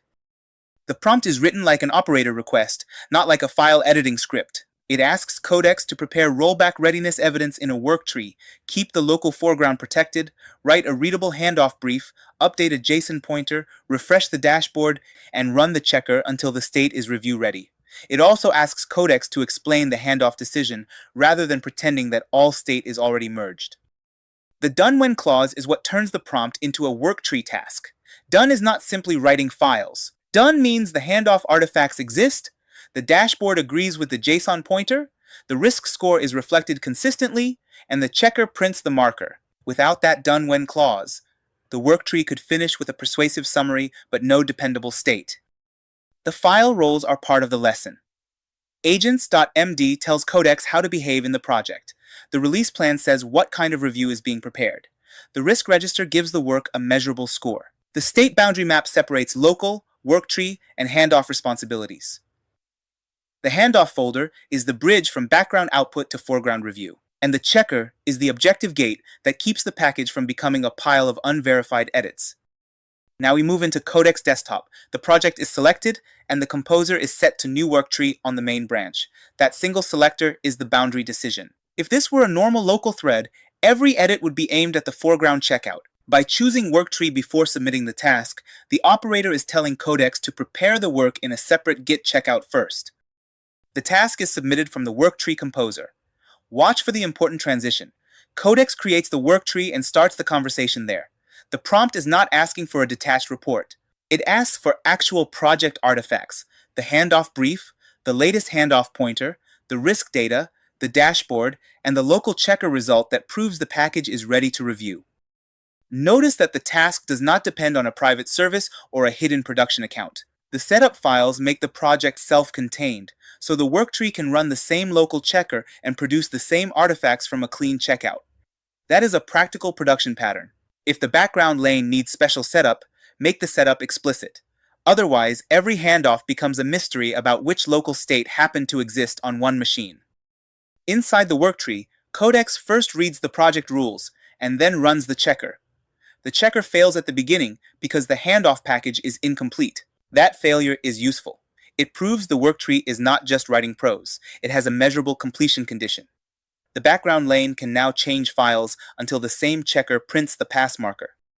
The edits are intentionally review-oriented. Codex adds a human-readable handoff brief, writes latest, handoff.json as the machine pointer, updates the state boundary map, refreshes the risk register, and updates the dashboard. Each file answers a different review question.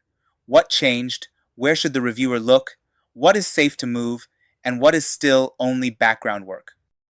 The checker discipline is what prevents the worktree from drifting.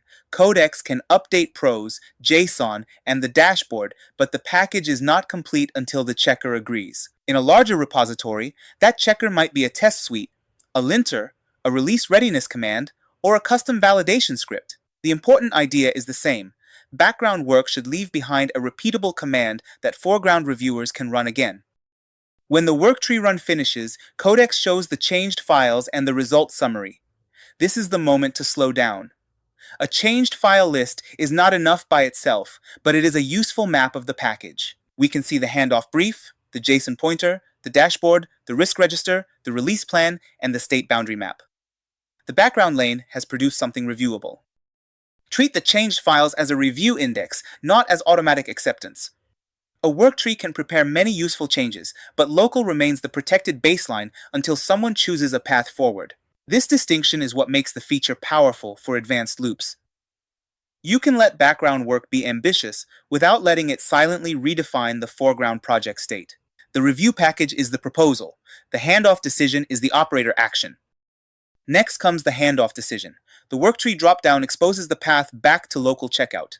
This is not a cosmetic move. Git cannot have the same branch checked out in two places at the same time.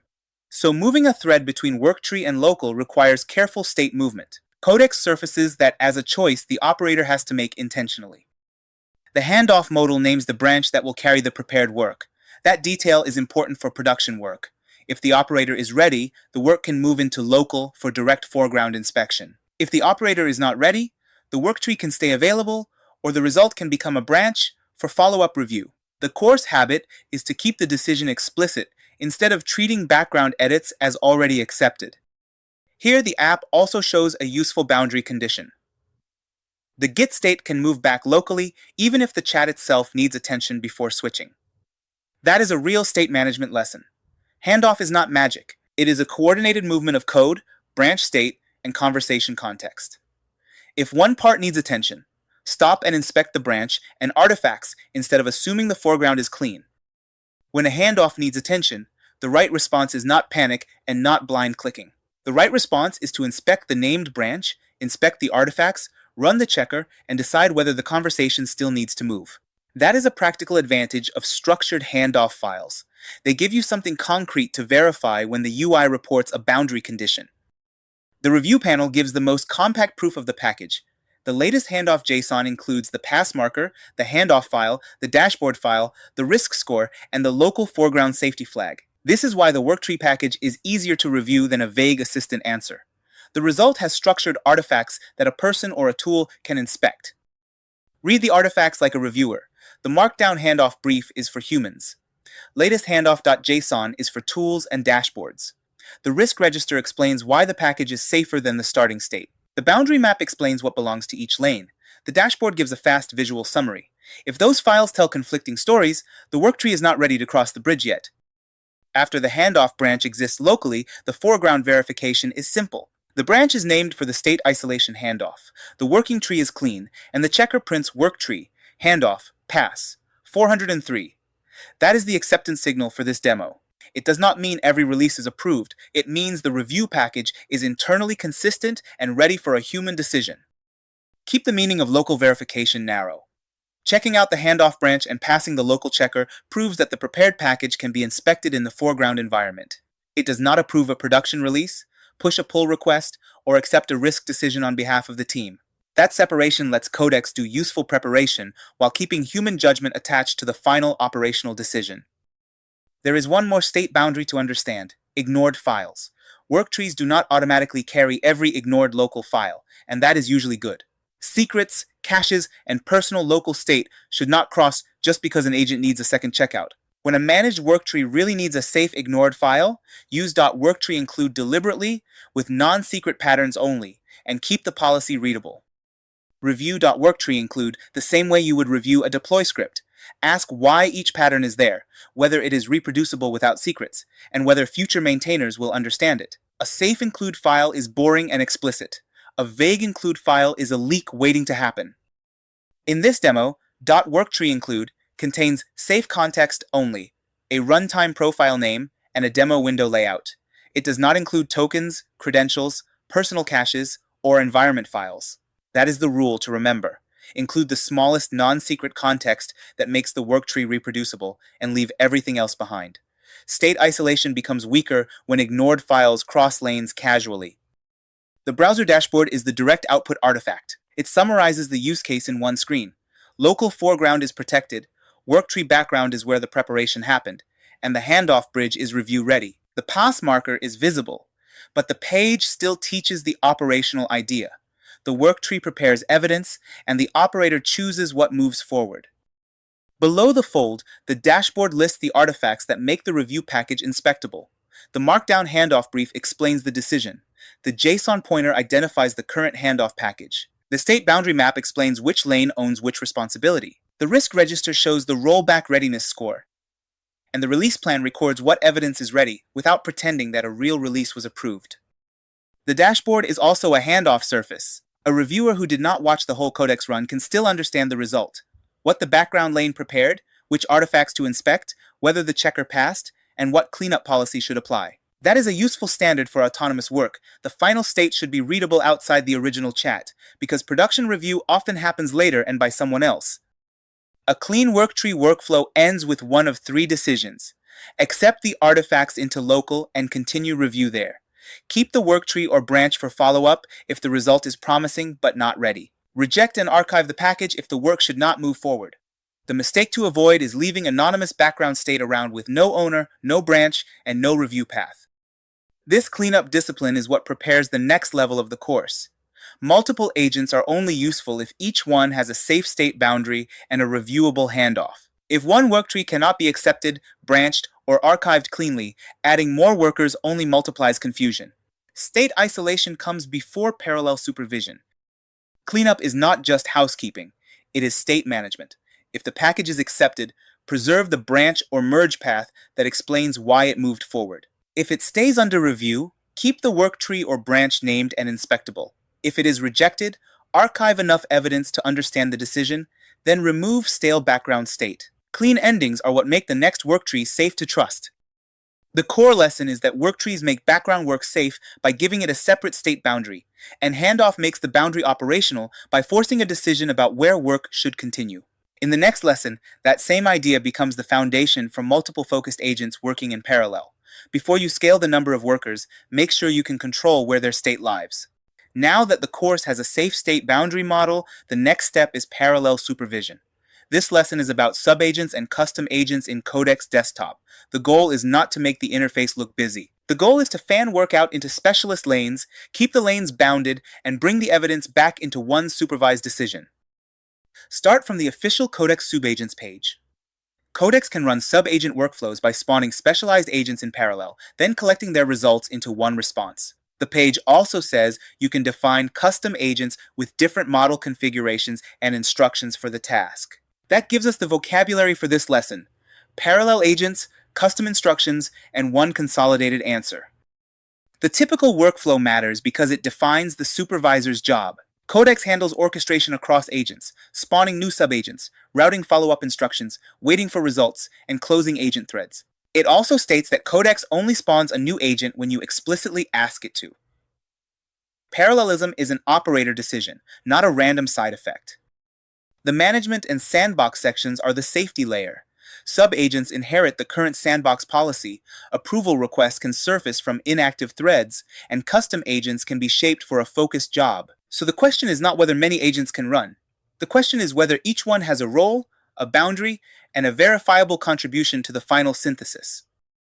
Use this operator model. Explorer, Reviewer, Worker, and Evaluator are separate specialist lanes.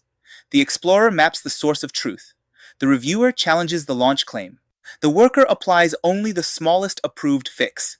The Evaluator owns the final verification evidence. A supervisor does not erase those lanes.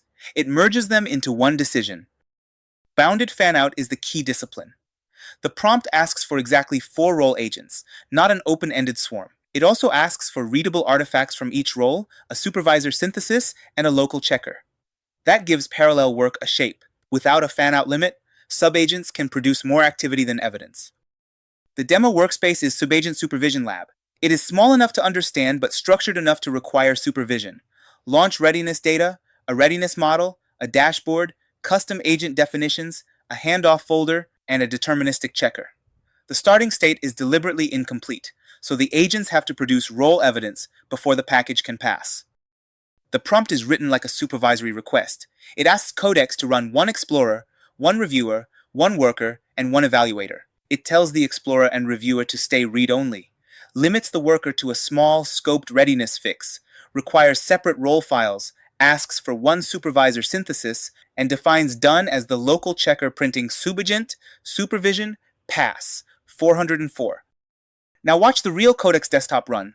The long prompt is submitted against the local project, and the request explicitly asks for subagents.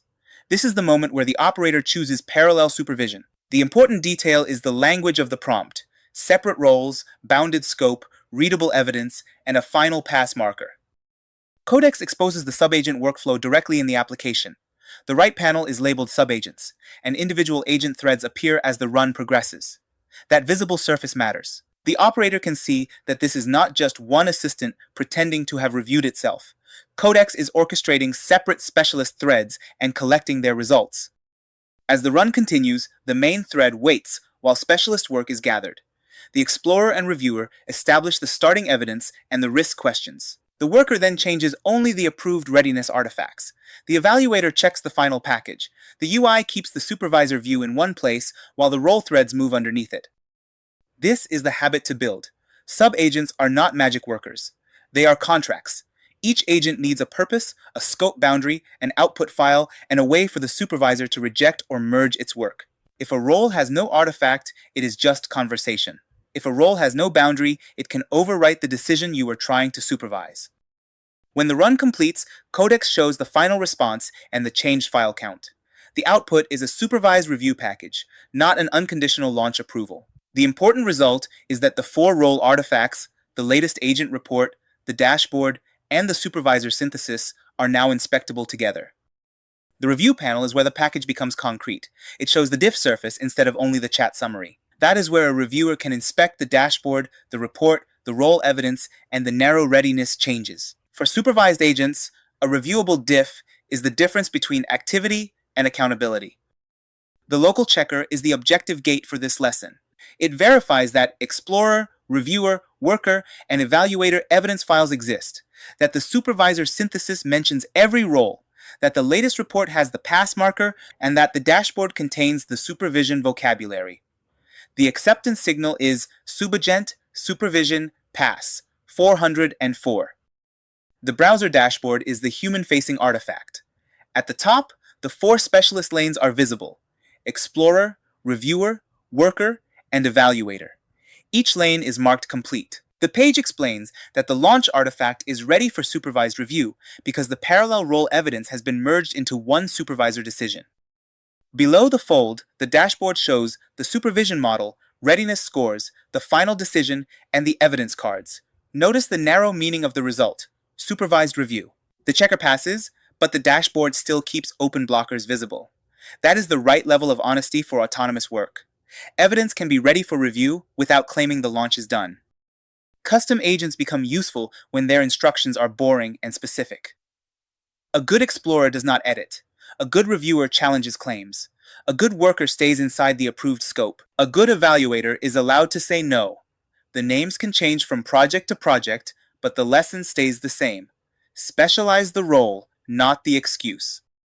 Before you ask for parallel agents, run this checklist. Define the roles, limit the fan-out. Decide which roles are read-only.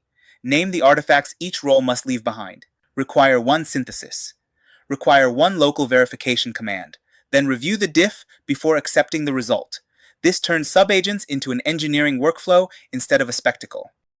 The core lesson is that subagents scale useful attention only when supervision is explicit. Codex can spawn specialist agents, root work, wait for results, and consolidate the answer. But the operator still owns the boundary: who is allowed to edit, what evidence must exist, and what final decision the evidence actually supports. Parallelism is powerful after the review contract is clear. This capstone is where the course stops treating build, failure, repair, and proof as separate skills.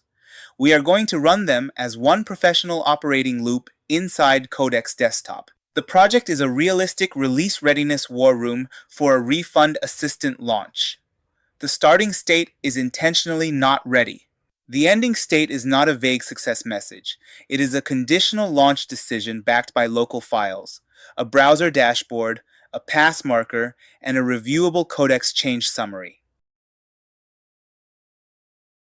Before touching the project, lock the sources. The lesson follows the official Codex workflow guidance, the prompting guidance, the best practices page, the review and permissions pages, the goals guidance, the iterative repair loop example, and the exec plans article. The recurring pattern across those sources is simple.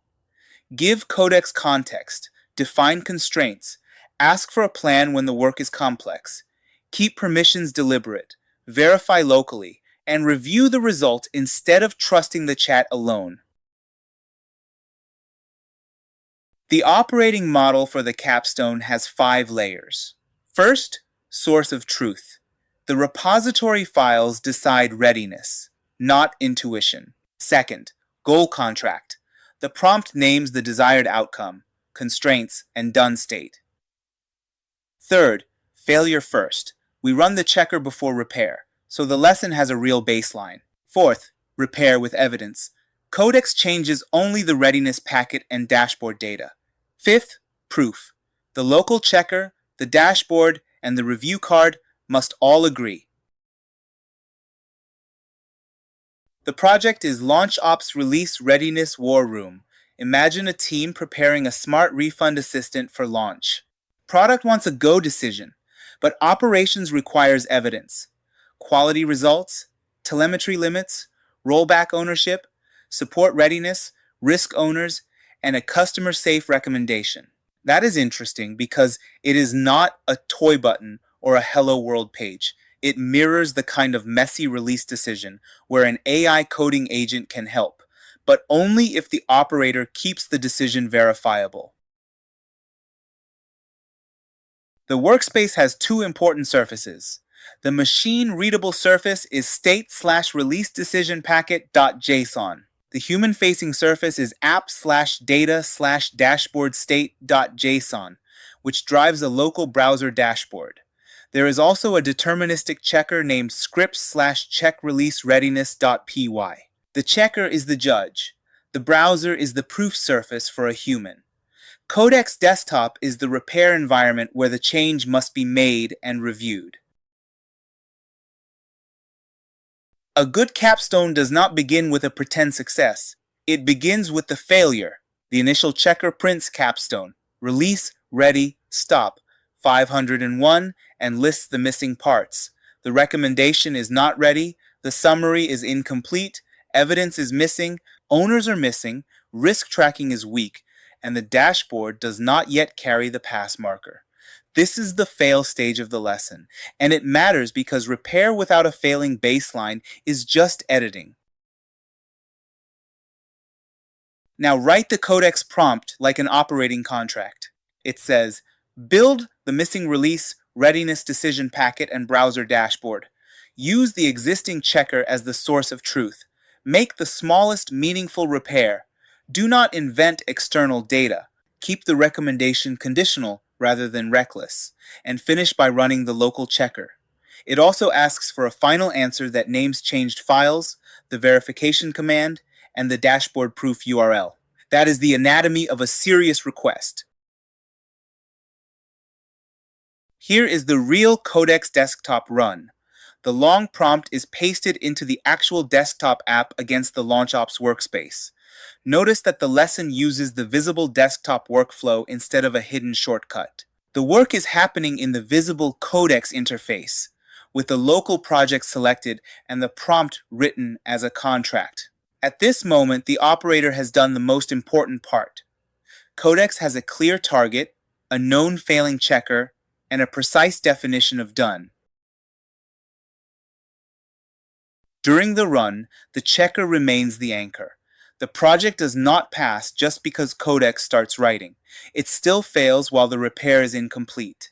That is a useful teaching moment. In real work, the agent can be productive and the system can still be failing. The operator should not accept motion as evidence.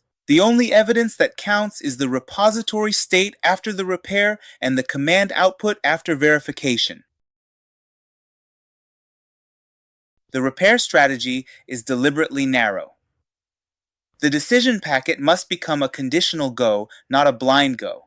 That means the launch can proceed only with monitored risk. Quality evidence is present. Telemetry is under the target. Support ownership exists. Rollback has an owner and a timeline. And remaining launch window risks are named. This is why the project is realistic. A professional launch decision often says yes, but only with visible controls. As Codex progresses, the local checker moves from broad failures to specific remaining failures. That sequence is the repair loop in practice. The agent makes a change, the checker exposes what is still missing, and the next edit narrows the gap. The course has taught this pattern in smaller lessons. Here it runs end-to-end inside one capstone. The key habit is not to interrupt the loop before the objective signal changes. The turning point is when the marker changes. The same checker that started with Capstone. Release, ready, stop. 501 now prints Capstone. Release, ready, pass. 501. That is the proof stage. It does not mean the business launch has no risk. It means the readiness packet is complete according to the local contract, the dashboard data is aligned, and the recommendation is honest about monitored risk. Codex finishes with a concrete summary. It names the changed files, shows the final verification command, reports an exit code of 0, and points to the local dashboard. This is important because the final answer is not just, "I fixed it." It is an evidence bundle, changed files, command, marker, and browser proof. That is how you turn an agent response into a reviewable engineering result.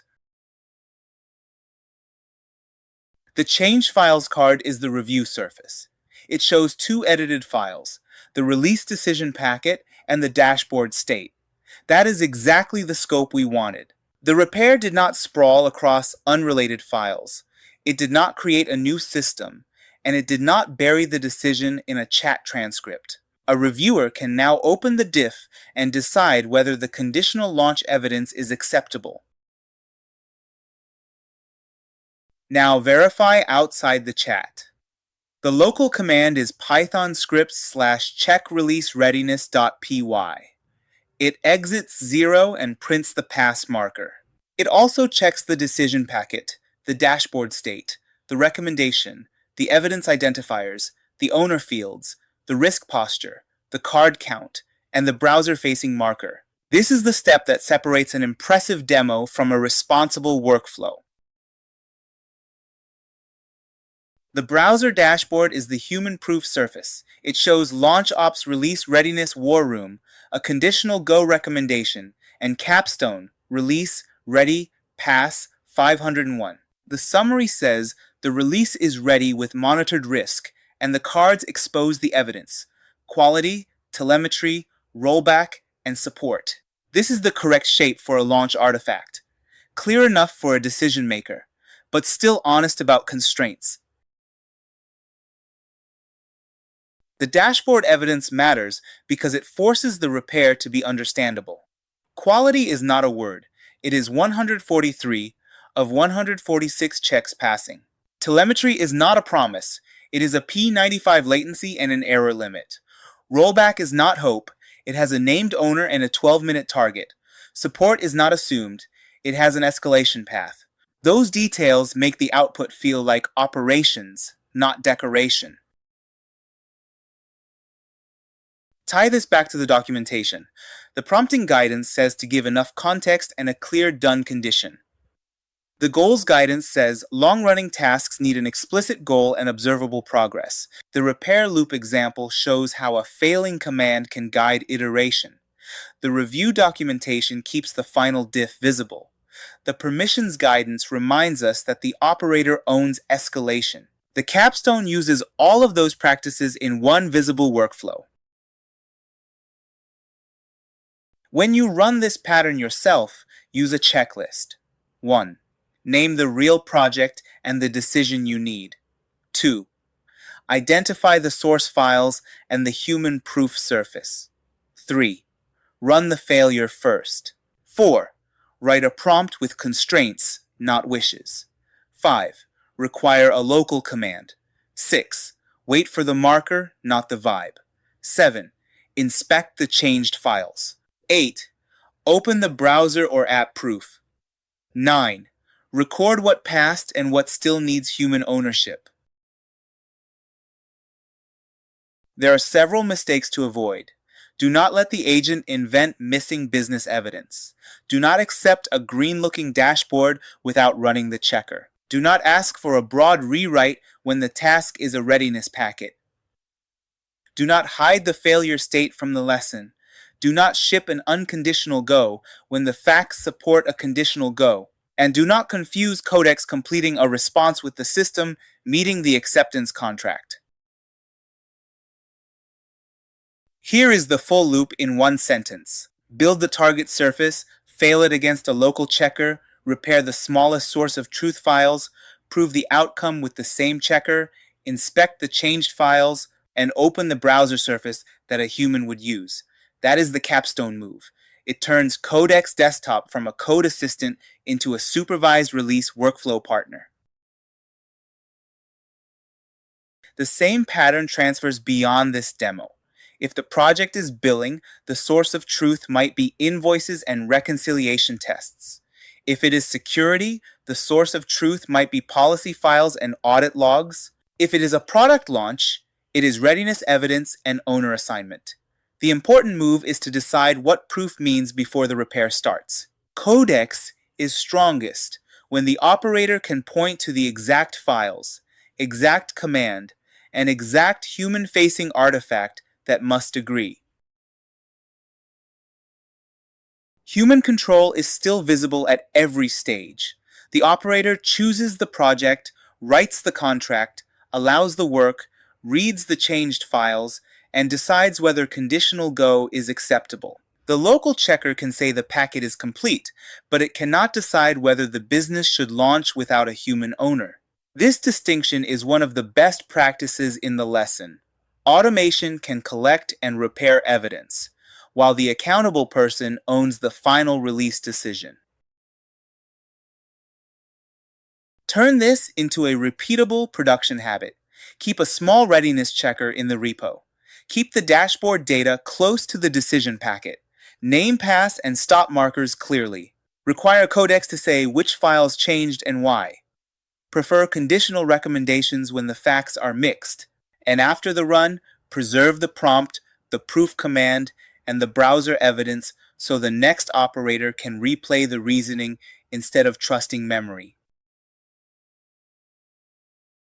The lesson ends with a realistic result. Not perfect certainty, but a controlled launch recommendation. The final package is conditional go, backed by evidence and visible in the browser. That is the professional standard for this course. Codex can move quickly, but the operator defines the goal, watches the failure, constrains the repair, and requires proof before acceptance. Build, fail, repair, prove is the loop to keep. This lesson turns the Capstone into a professional Codex Desktop operating checklist. We are not adding a new feature just to have another demo. We are extracting the repeatable loop that made the previous build trustworthy. Scope the job, lock the source of truth, write a prompt contract, let Codex work in the real desktop, verify with a local gate, review the changed files, and hand off evidence another operator can reproduce. The checklist is also a transition point in the course.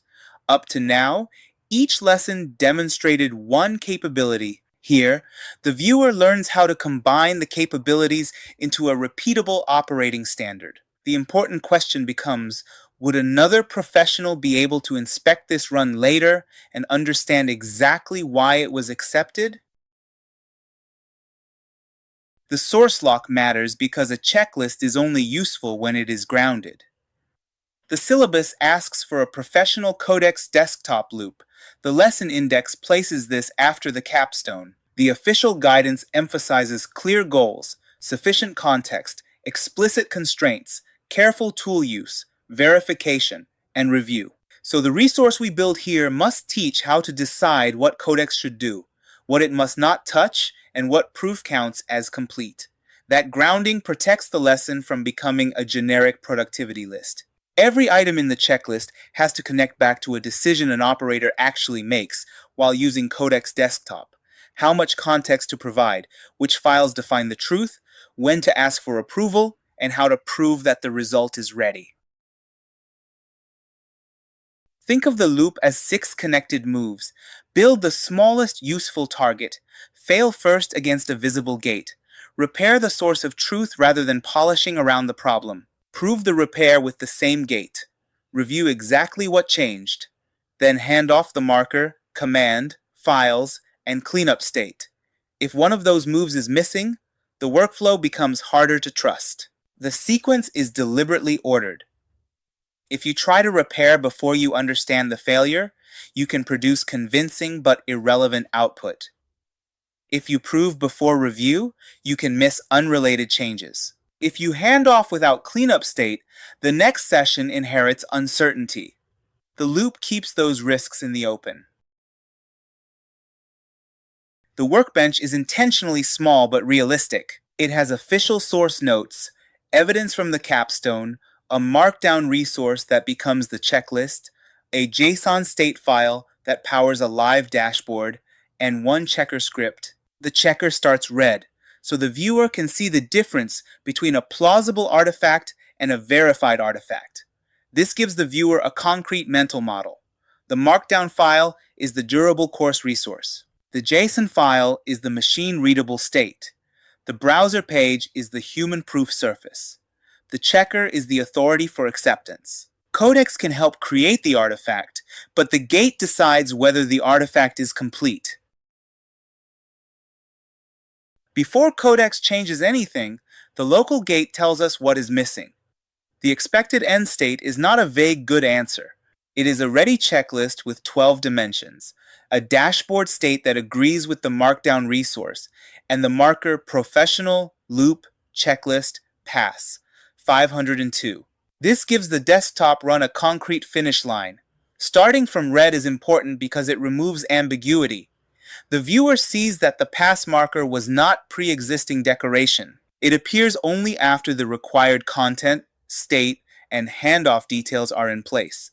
This is how a professional workflow separates progress from acceptance. The prompt contract names the job, the source files, the allowed changes, and the done command. It asks Codex to read the brief, source summary, capstone evidence, existing checklist resource, dashboard state, and checker before editing. It also narrows the edit boundary to the resource and state file. That prevents a broad rewrite and keeps the run focused on evidence. The prompt also tells Codex what not to do. It should not invent external evidence. It should not broaden the project. It should not modify unrelated files simply because it can. A good prompt contract gives the model enough freedom to solve the problem while preserving the operator's responsibility for scope. Now the contract goes into Codex Desktop.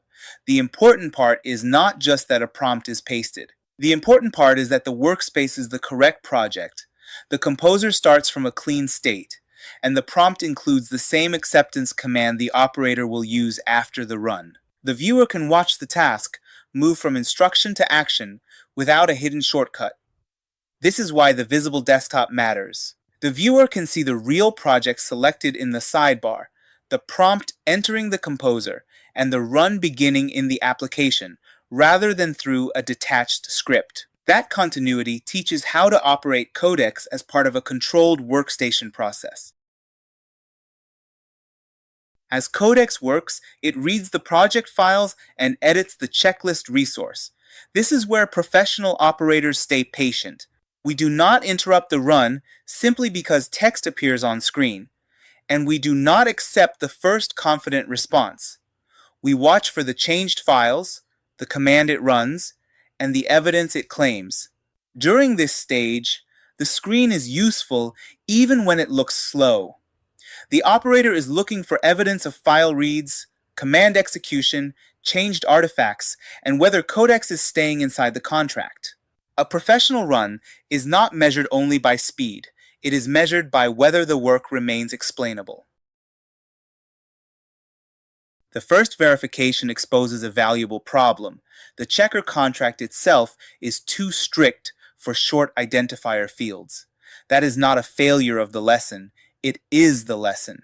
A professional loop must be able to distinguish a product problem from a verifier problem, repair the verifier narrowly, and run the same proof again, instead of lowering the quality bar. This moment is especially valuable for learners.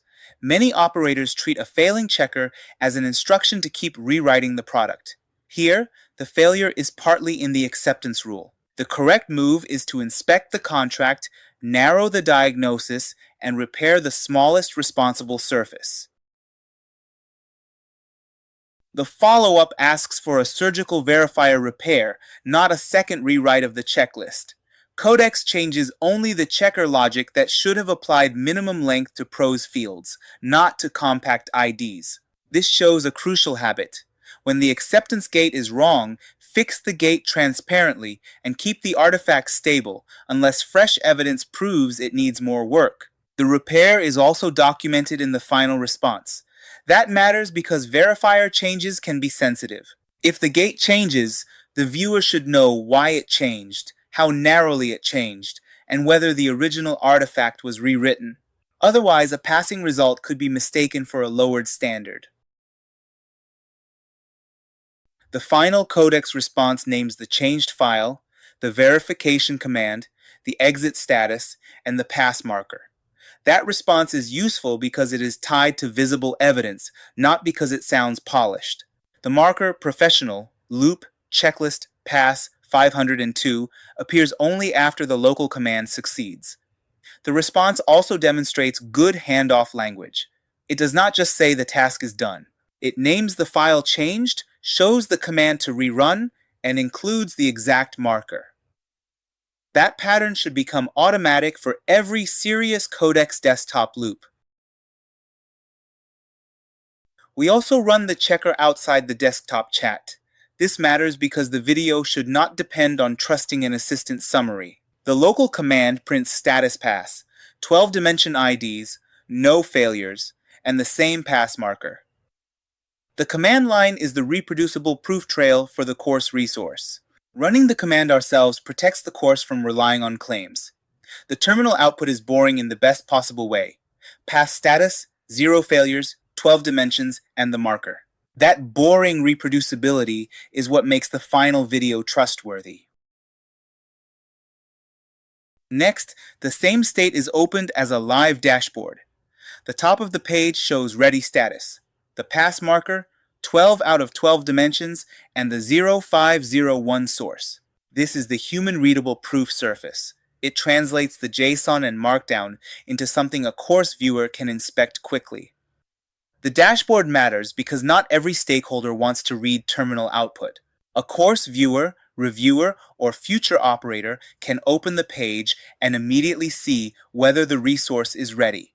It is a different proof surface, powered by the same state. Scrolling through the dashboard reveals the checklist dimensions, fit and complexity, context, goal and plan, tools and permissions, safety, verification, review, state hygiene, automation, multi-agent supervision, cost and latency, and cleanup handoff. Each card includes an operator question, an action, evidence, risk, and handoff note.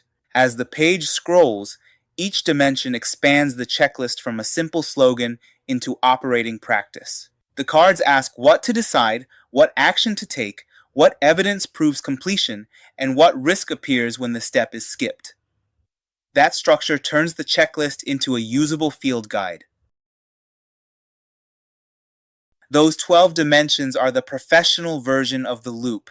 They prevent common mistakes, using too much machinery for a small edit, giving Codex vague context, skipping a failing baseline, running tools without a reason, accepting output without review, or ending without a next action.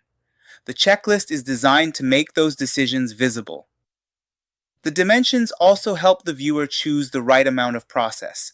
A small task does not need a full production ritual, but it still benefits from context, a done condition, and a final check. A larger task needs stronger proof, better handoff, and sometimes independent review.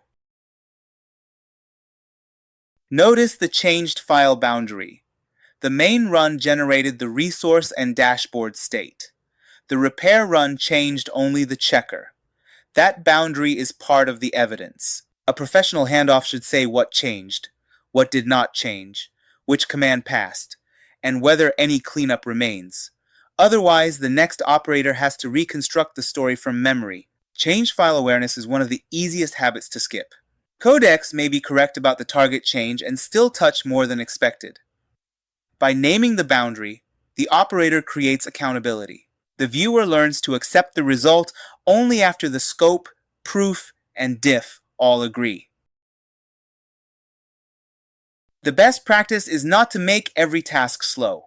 It is to scale the loop to the risk. For a tiny typo, a quick edit and test may be enough. For a coarse resource, release decision, automation, plugin change, or multi-agent run, the operator needs stronger context, a clearer done condition, and proof that survives after the chat scrolls away. This is the practical interpretation of best practices. They are not slogans about being careful. They are small observable behaviors. Read before editing, constrain before running, test before reporting, review before accepting, and summarize evidence before moving on. The final handoff has 5 parts. Name the changed files. Name the verification command. Include the pass marker. State the cleanup condition. State the next action. With those 5 facts, another operator can continue the course without guessing, and the viewer learns how to convert a Codex session into a durable professional artifact. The handoff is the point where the run becomes durable. If a later lesson, teammate, or automation needs to resume, it should not depend on the chat being fresh in memory. The evidence note should be compact, reproducible, and honest about anything not cleaned up yet. The lesson result is a reusable professional Codex desktop loop checklist, generated and verified through a real desktop run. The viewer has seen the prompt, the work, the verifier repair, the passing marker, and the live dashboard. That is the standard for the rest of the course. No hidden leap from instruction to success, and no success claim without evidence. The next lessons can now reuse this resource as a reference standard. Whenever a future Codex Desktop task becomes complex, the operator can return to these 12 dimensions and ask which parts of the loop need to be stronger before the work is accepted.